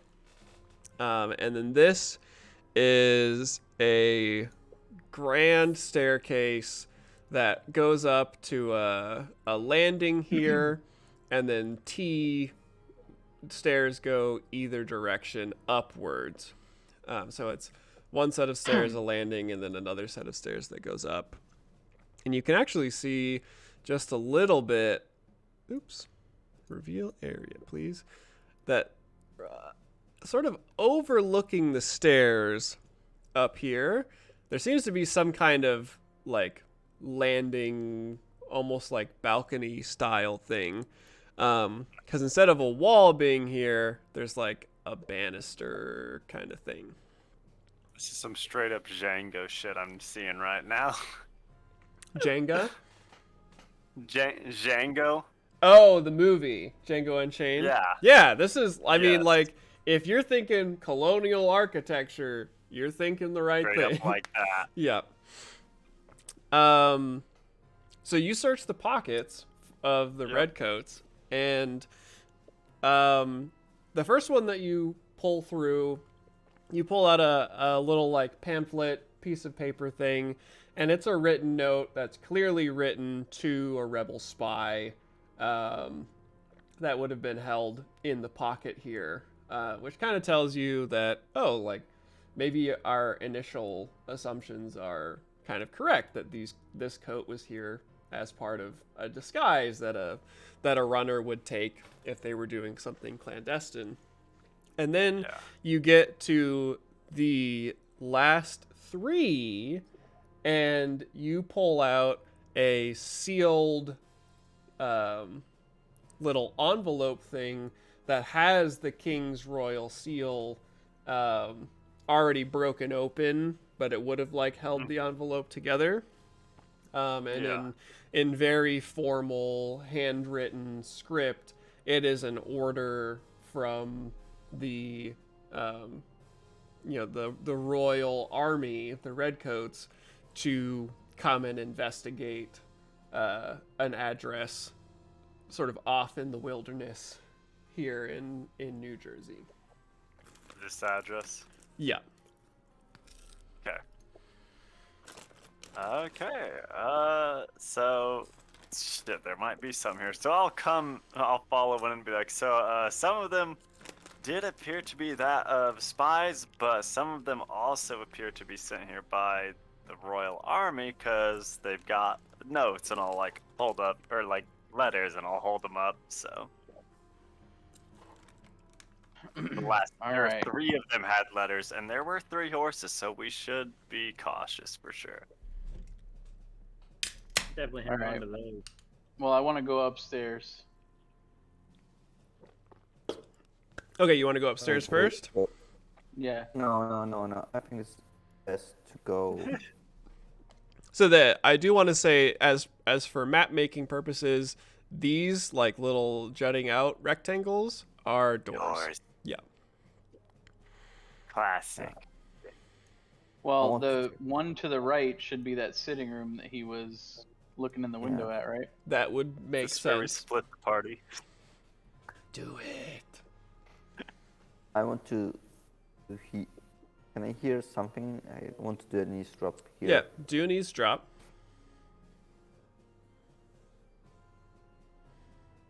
Hey, listen.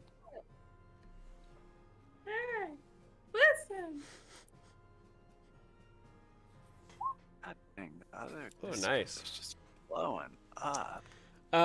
So you put your ear against the door and you listen closely, and you hear like house noises, like old timbers setting, cooling in the evening, that kind of thing.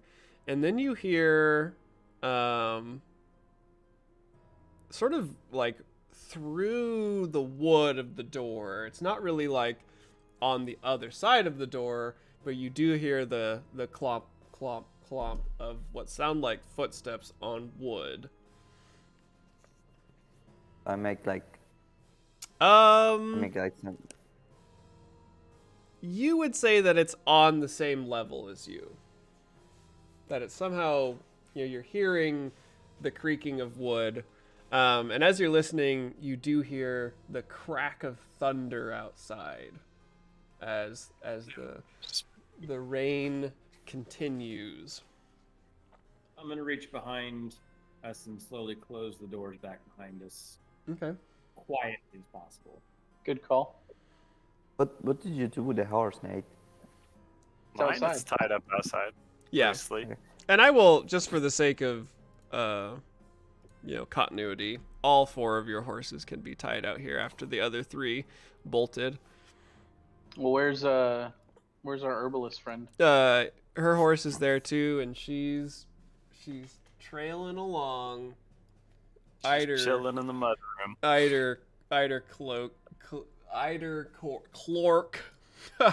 Clork. Or Just call her Eider. Yeah. Or Clork for short. I like Clark. So I will have my pistol in hand, that like hidden it, like in my back, Yeah. and I will start open the door. I just want to check real quick. Do any of you have like light sources? Because it is. I have a torch I can light up. Yeah, because multiple torches. there are no in this entrance hall. There's no like light sources or anything providing light, so it's very dark. No, I don't have lantern. anything. Yeah, I think we Is there we like should a- have brought. There's like lantern a if we're hooded traveling. lantern or like a bullseye lantern, or you would Yeah, have. is there like any of that in here, or do we just have one? I would say, I don't know specifically. I can look real quick, but yeah, you would. I just mean for like a lantern in general. You would have some kind of light source. Okay, well, I'll light up a lantern then. Yeah, There because should it be is. some It is. Candles. Yeah, candles. Stick the one with the free candles. Oh yeah, like a I candelabra. got candles, but so yeah, I'll light up a lantern. Okay. So Nacho, you open this door, and it opens into a hallway. So you see that you are in a narrow hallway. There's a door to the north, and then it corners off to the south. And the There's opulence one here. Right. you call out. There's the one door there. That is not a door. That's actually a wall that I it? accidentally covered up with this. Okay. Yeah, see, there's So a there's wall all- there. Only one to the north. But it does corner, so that it Yeah, like goes. down here. There's a turn. Yeah, I can. Okay, I can kind of reveal that corner a little bit better. Like that. There's a corner there. Okay. So the While he's footsteps. doing that, I want to peek into the sitting room on the right.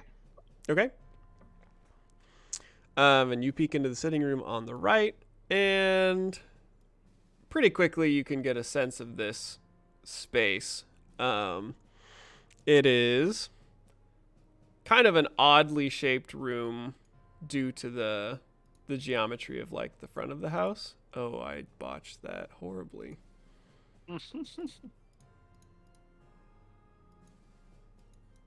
There we go.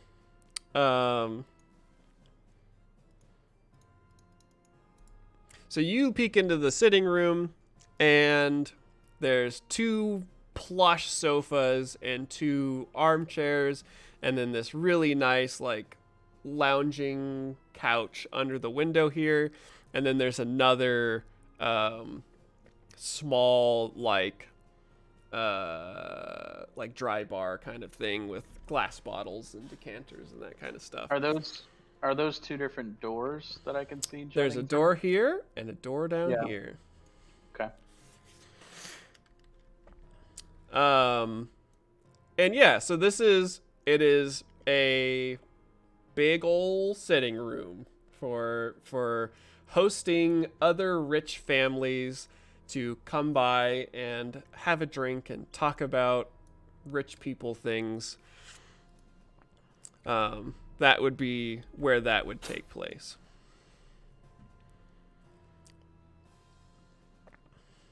Oh, And I do want to say that, like, as you sort of get deeper into the house here, the sound of the rain kind of like fades to that like pitter patter on distant wood sound.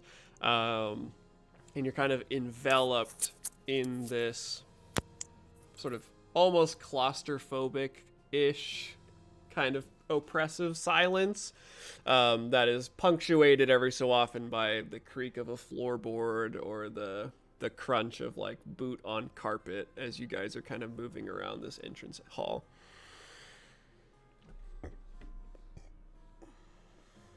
I want to check. You gonna peek around? Yeah. You are immediately shot. I'm just kidding.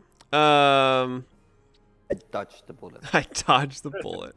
So you peek around, and the hallway very rapidly dead ends with a door to the north and a door to the south.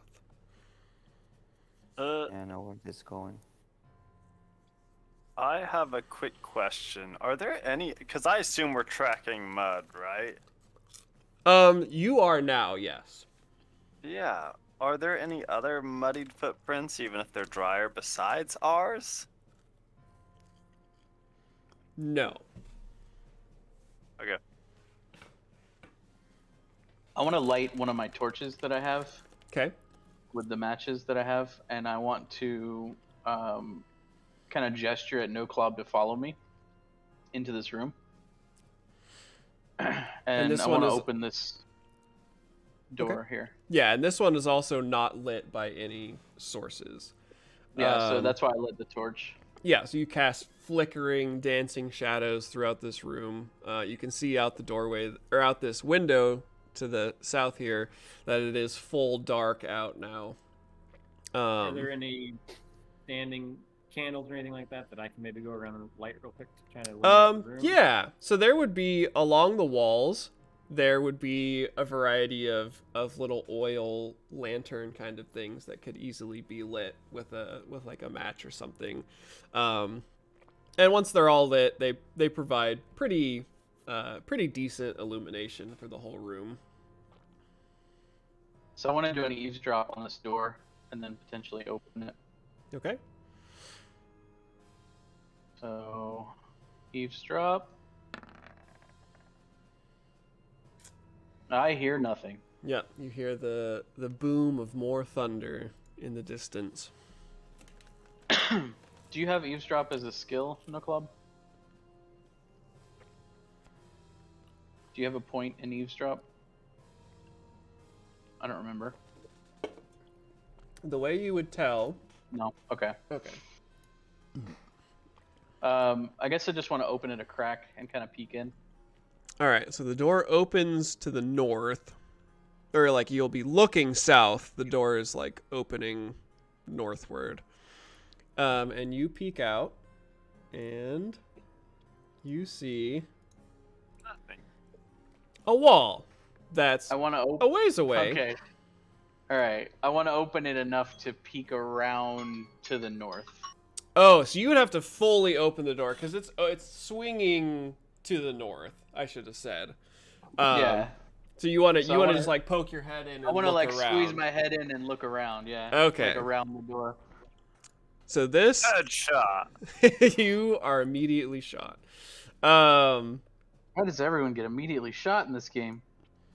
this is a ballroom, Okay. and you peek to the north here, and there is actually a little stage area where the floor has been raised up a step or two. And all of this space is beautifully polished, hardwood, like... Is there a carpet or a rug or anything in the room that we're in?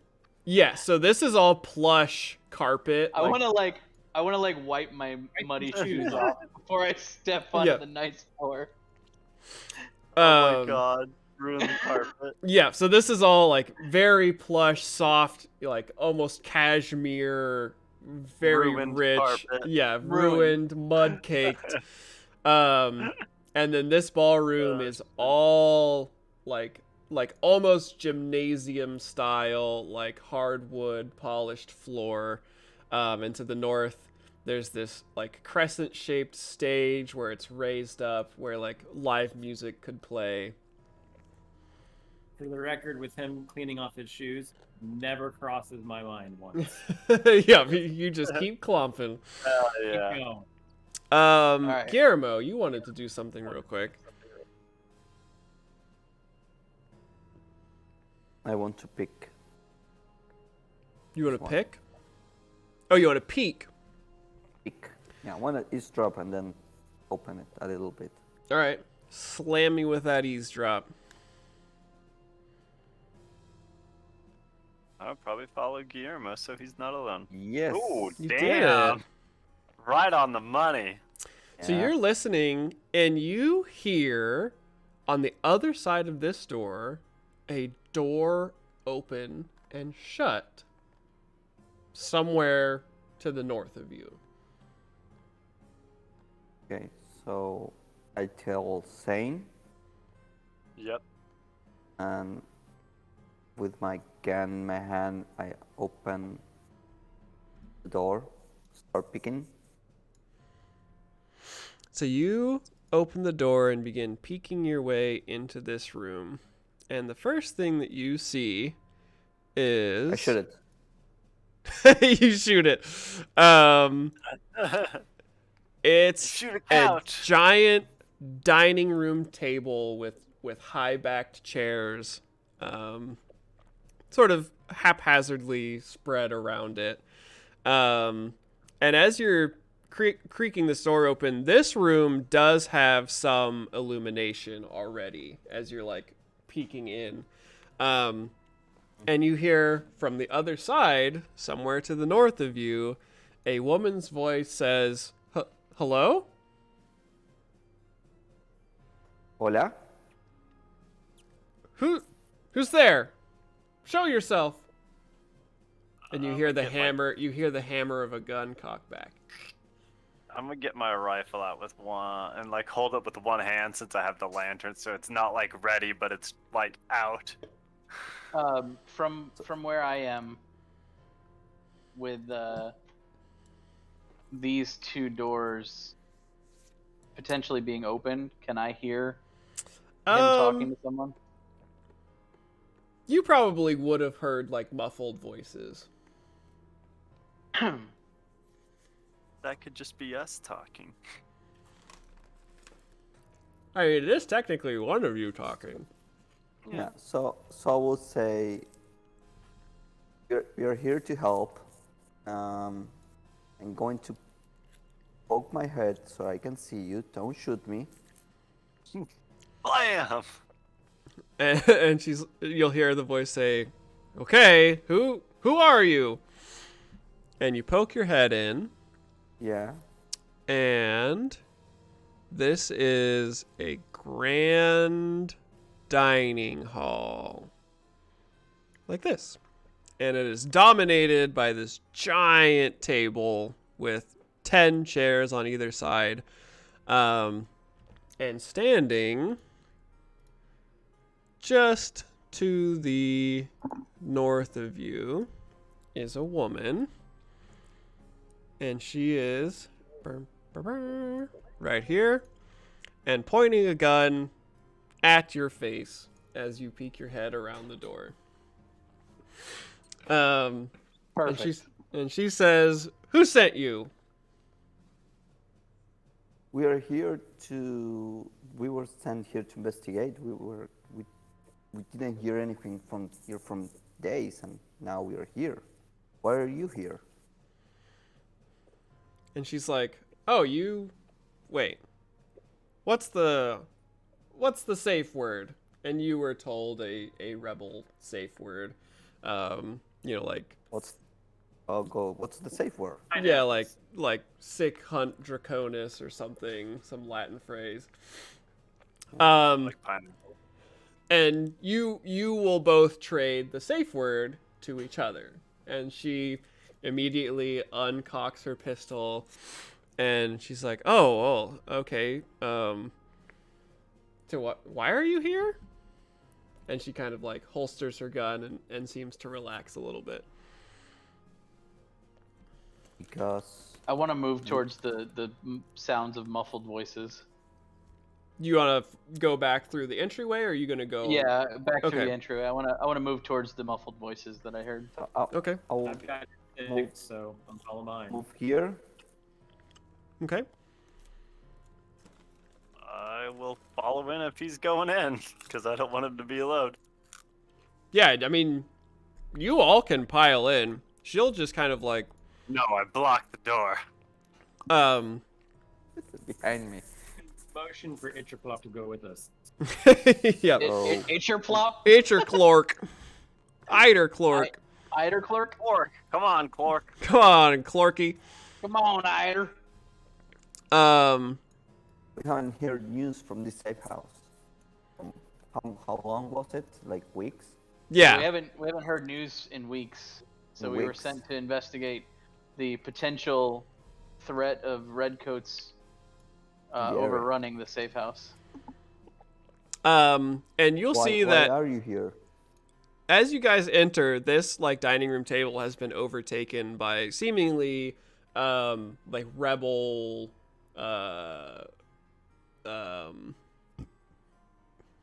operation like parchments and maps and like check off things of we need to do this, and it's all like scattered with inkwells and quills and plates of half-eaten food and stuff like that. And she looks at all of you and she's like, "Oh, well, I mean, I could have swore we just sent out a message recently. I guess I don't know how long it's been. I'm one of the Minutemen who mans this station. Mountain lions get them every time. What was that? Mountain lions get him every Oh yeah. The couriers just mountain lion food. My name is Tamara. No, it's today. Tamara. Today. God, That was bad. I hate that. that was bad. And she looks at you all kind of confused, and she's like, "What did you say about redcoats? I thought that this safe house has been secure as far as I know." Zane, show her the letter. Isn't Pull Guillermo out wearing the a red letter. coat? I'm wearing Yeah. a red coat. I didn't remove it. I'm still wearing a red coat. But so He did because just they poke his head through it first. yeah, they traded the safe word or whatever, and so she like doesn't seem super phased by his red coat, because some of them, as you sort of found out, are there as like disguises. They're there for a reason. Yeah. So I would ask Zane to show her the letter. I'll start get distracted of checking things that are on the table. Okay. So Zane, do you show her the letter? Yeah, I'll show her the letter. And she'll look at this and look at you guys and be like, where did you get this? There's like 6 red coats up in the mud room, and 3 of them had like these letters. 6 red coats. We've only You guys only have 3, right? we've only ever had. I'll have to. Oh my goodness. I have to go show this real quick. And Did she you also have Ooh. 3 horses tied up outside? Where are you Probably going? be careful. Like, if there's 3 extra coats, there's someone else possibly here. Did you also have 3 horses tied up out front?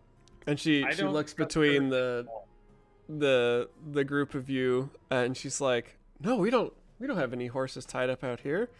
Well, you've got three weird red coats with letters leading them here like that, and 3 horses tied up outside. I'm extremely suspicious of her. Just saying. Can we um, scrutinize what she's scrutinize her? saying? yeah, you can do scrutinize. Can I touch her? You want to try it? So Let everybody for do a sure- scrutinize real quick. You know, I'm gonna roll mine. Forget that. Yeah, If I someone don't have a could- point in scrutinize. So If someone can assist me, I've got a 61. does anyone have a point in? Never Oh, you mind, got I it. made it. Yeah, you got I it. have. She is genuinely confused.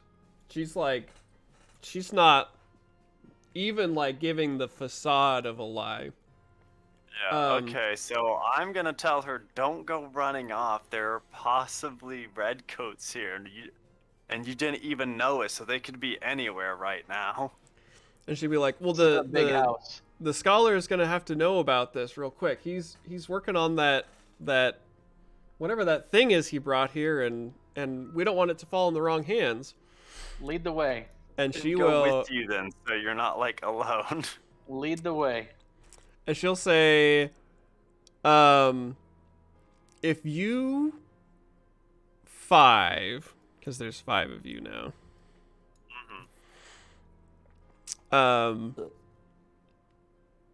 She'll say if you 5 can check this first floor, I can check the upstairs. Somebody needs to go with her. Yeah, I go with her. So I want to quickly scan the documents over the table. Do they have any dates? Like if Yeah, they're, they would have all, like relevant dates.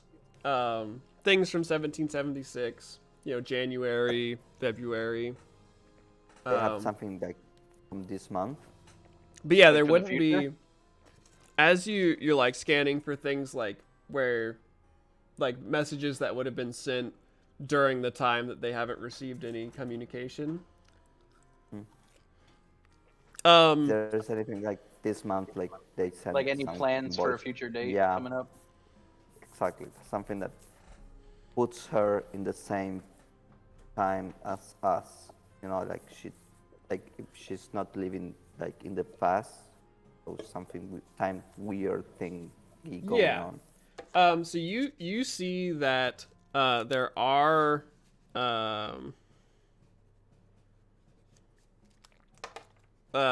things basically up until the point where they stopped having communication. There's like a few things that may have overlapped, but there's nothing new enough where you'd be like, oh yeah, this was like a week ago. This should have been forwarded or whatever.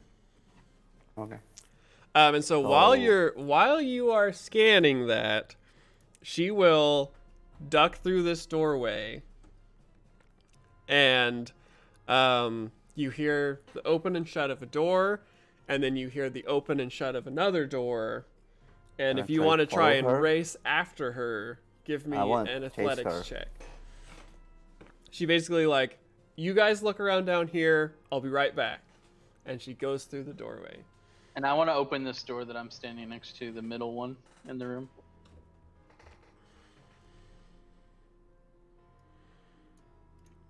So Guillermo, I'm assuming some of you are like, Guillermo, you should go with her.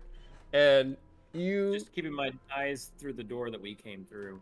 Okay. Like watching her. So you, Guillermo, you hop up from looking through all these documents and you race for the doorway. As she shuts it, you grab the door and you hear the open and shut of another door, and you throw it open to look through, and you're in some kind of this is a storage space.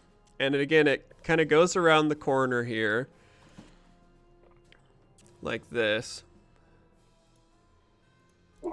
But this is very clearly where all of like the cutlery and fine like dining linens and tablecloths and plates and bowls and glassware and everything is stored in this room.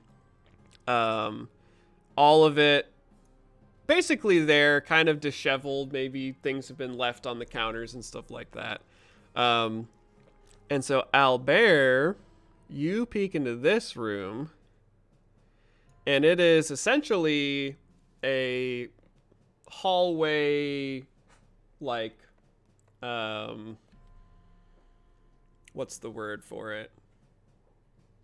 It's like a square hallway with a bunch of doors. There are 1, 2, 3, 4, 5, 6, 7 doors that adjoin this lobby space. I want to open all the doors in this room because it seems pretty like central. I just want to swing open all the doors in this room. So you are able to swing open the door to the north, which adjoins the room that Guillermo is in, the door to the south, which appears to be some kind of hallway, and the door to the east, which adjoins your ballroom, and the door to the other north, which opens up into it's kind of an odd space from what you can see, but there's like a connecting hallway here, and then a larger space on the other side. I take it these other 2 doors are locked for some reason? They are locked. Okay. So you try the doors, and they sort of jiggle, but do not open.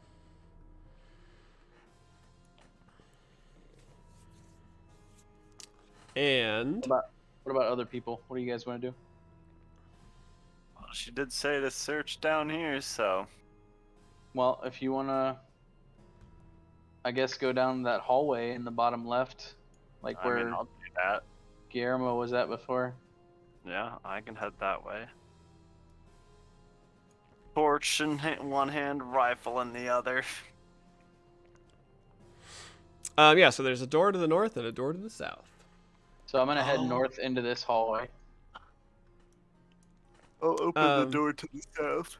So you see there's like the wall like stops right here.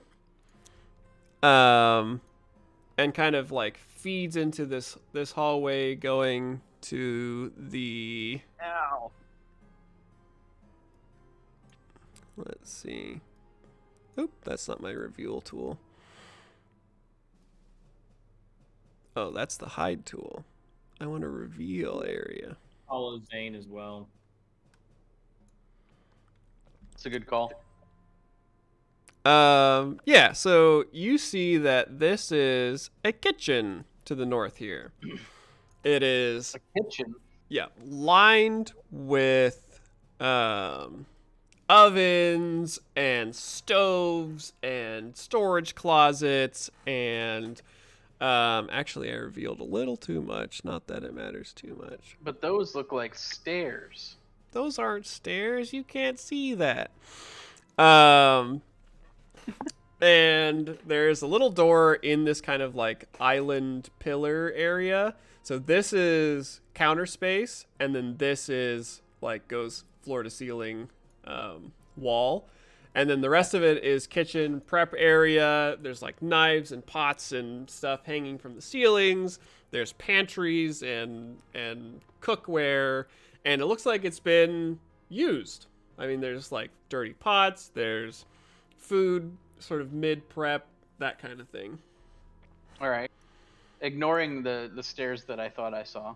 Yes. I guess I will open this door up here next to the left. This opens. And I will step inside. And as you step inside, I presume Guillermo also steps through the door to the north of him. Yep.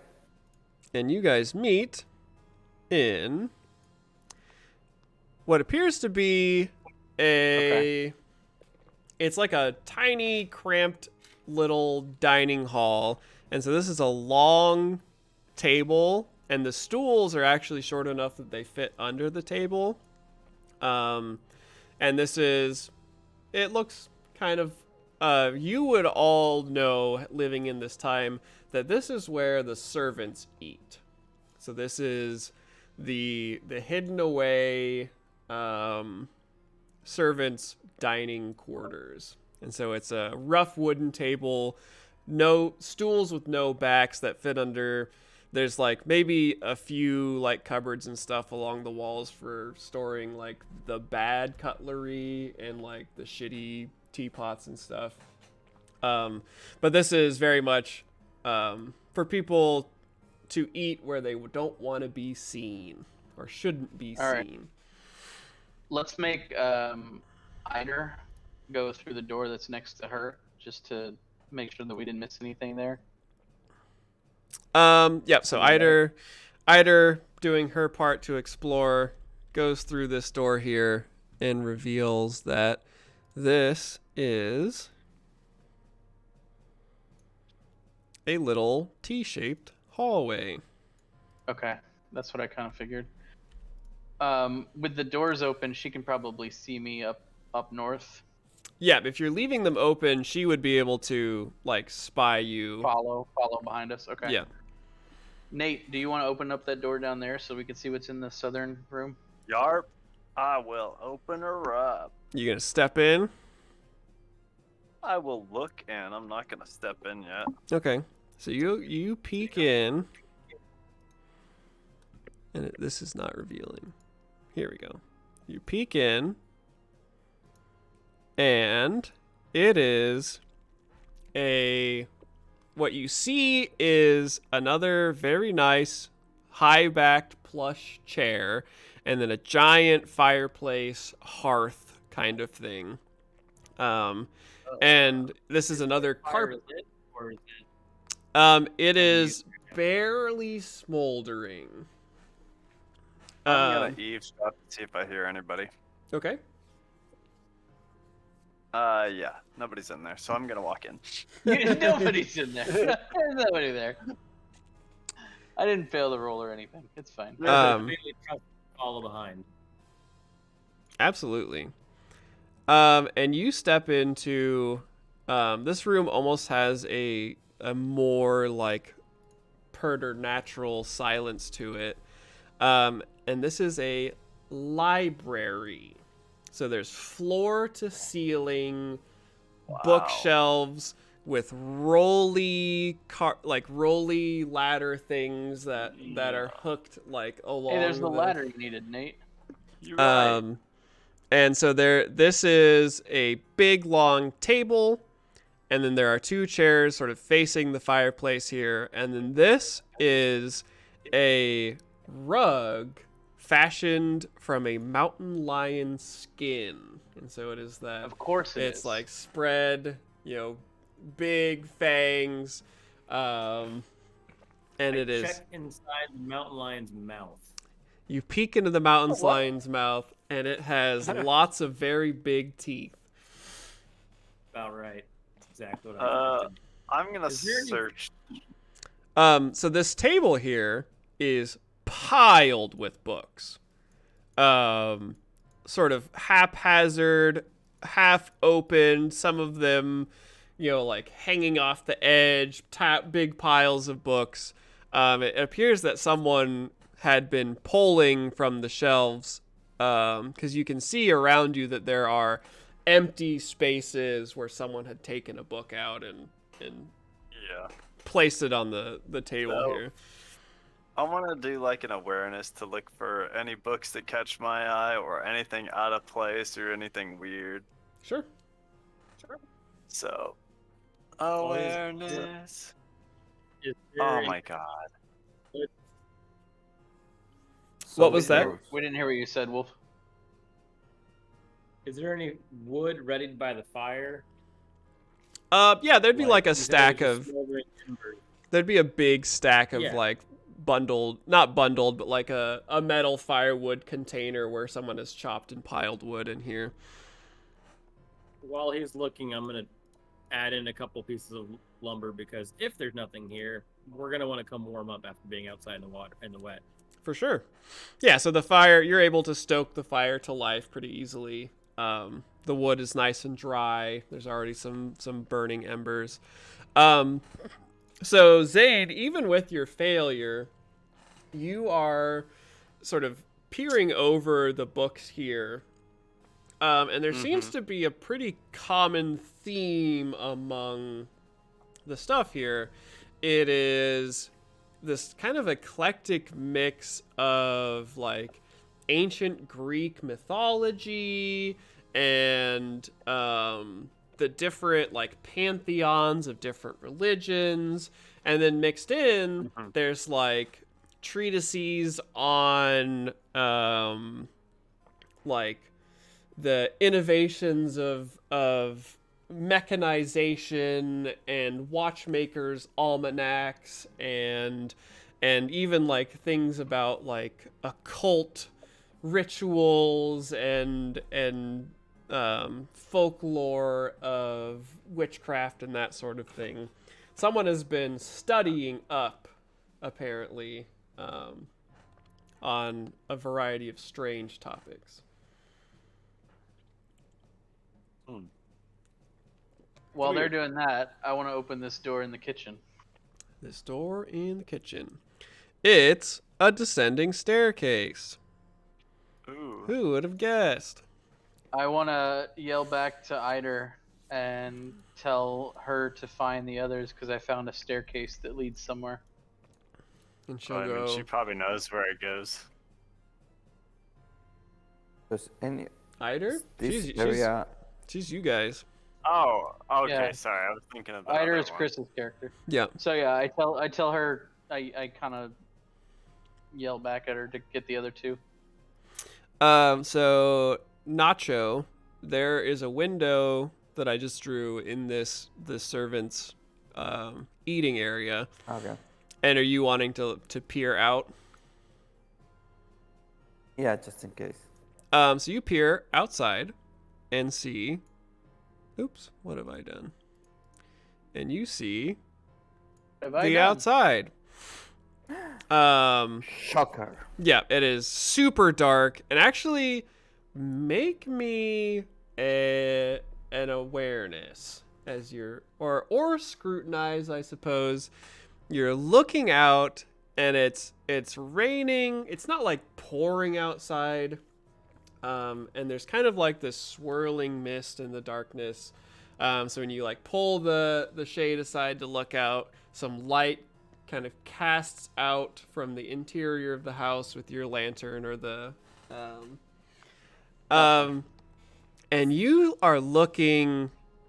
It's dark. Well, so yeah, you're looking It's dark. into the darkness, and you swear you see where the green space meets the forest. Just for like the blink of an eye, you think that you see like the silhouette of something standing out there.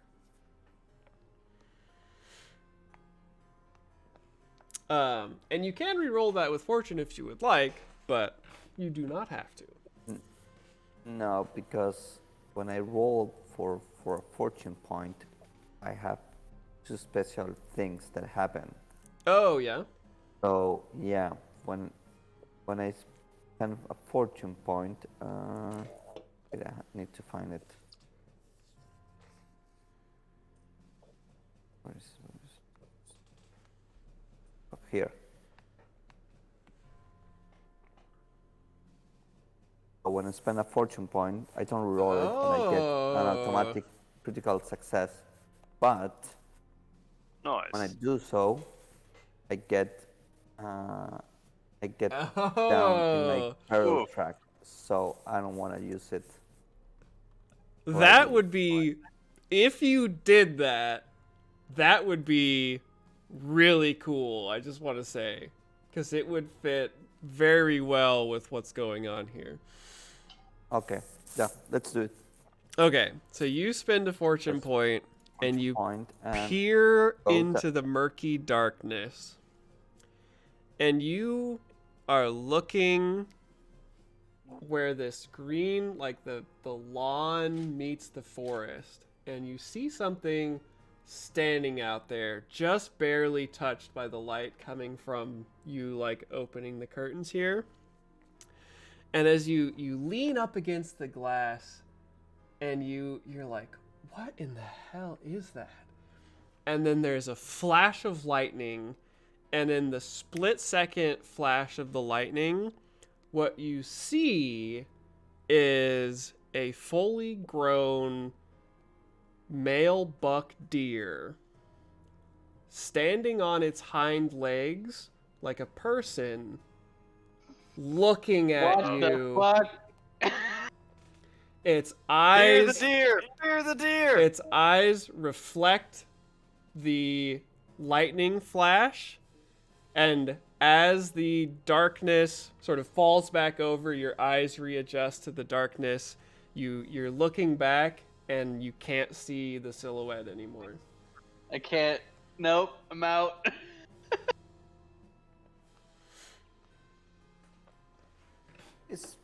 It is a very, very nice manner, but I think we're fine. And you There's no one here, so you move down the peril condition track as you have spotted something that seemingly disregards your understanding of how nature works. Oh, yeah. So as I If I were as told I about wait for that, I would everybody, know exactly what they- what'd you say? But I feel like if I were told about that, I would know exactly what that was. But I'm playing with a fire.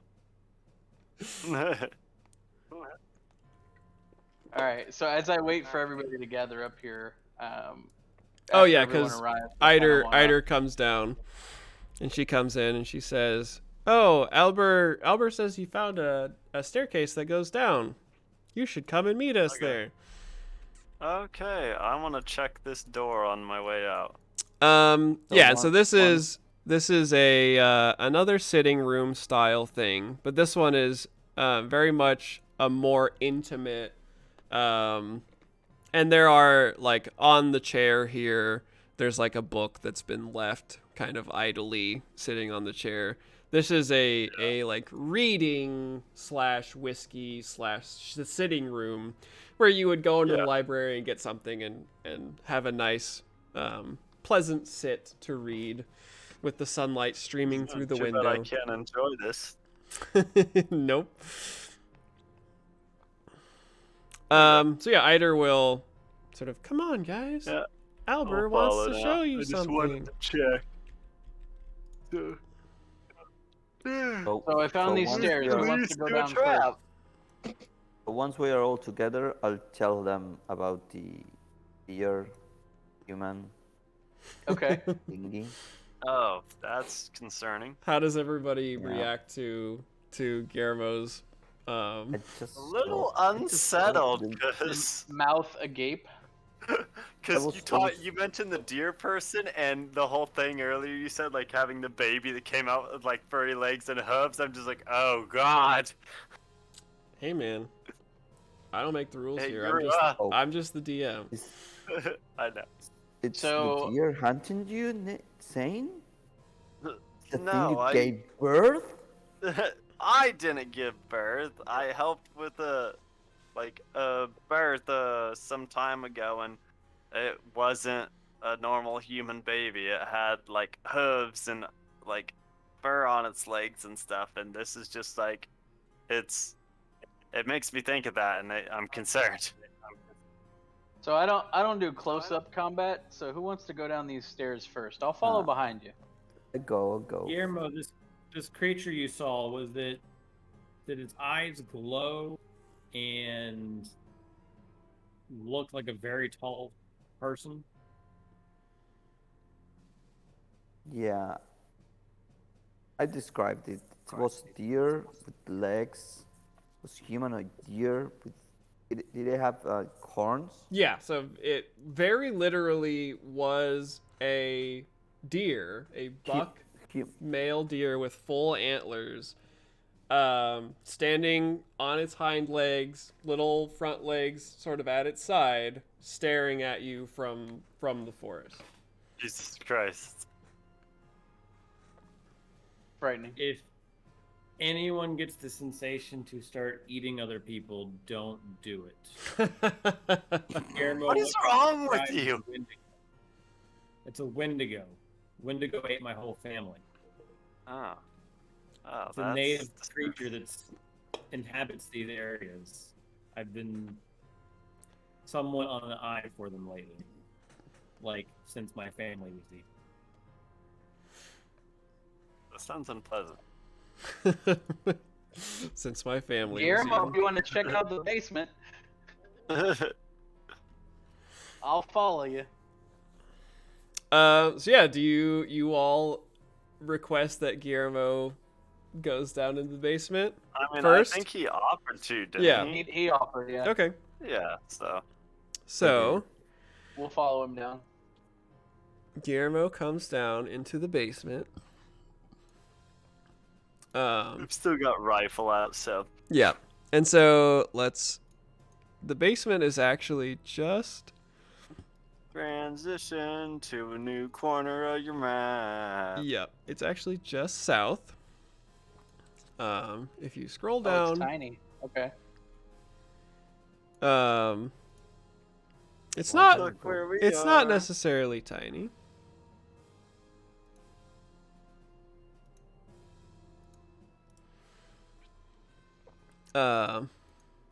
But you Just come drag your down. character down south of. Yeah, and where actually the- I can just unreveal Actually, I was this gonna say, little border. I'm gonna go towards the window where he saw the Wendigo and try and look out and see if I can see it as well. Oh, okay, yeah. So you don't go to the basement. Do you want Mrs. Clork to join you or not? Or will you have her go down? I didn't really tell anybody I was going to look. I Okay. just kinda Yeah, so she'll Okay. she'll come down. Oh Lord. Oh God, what have I That's when we done? hear the smash and grab. What have you done? Hunter, that's That- not how you do that. That was horrifying. So you guys come down the stairs and out into a second kitchen. So there are more prep spaces and like ovens and shit here. And this one doesn't look like it has been used hardly at all. It is basically clean counters, cupboards closed, seemingly untouched. Spread out. Find the hallways and the doors. All right, so it looks like Albert is going down this hallway. You look down this hallway. God dang it. You look down this hallway. You look down this hallway and see a doorway. And then it also corners down south. Can I do an eavesdrop to see if I can hear anything? On the doorway? Yeah. Yep, you can do that. And then Zane, are you doing that northern double door?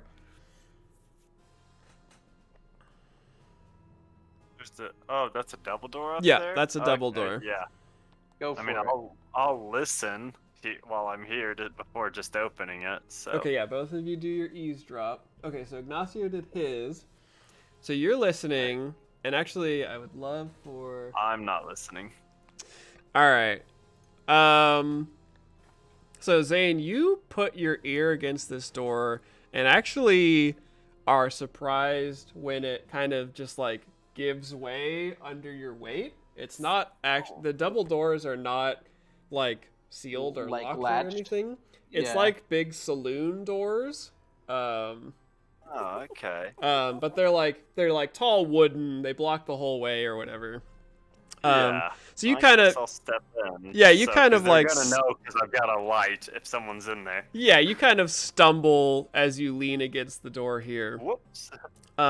And Guillermo, you put your ear against the door here, and both of you hear all of you at the same time.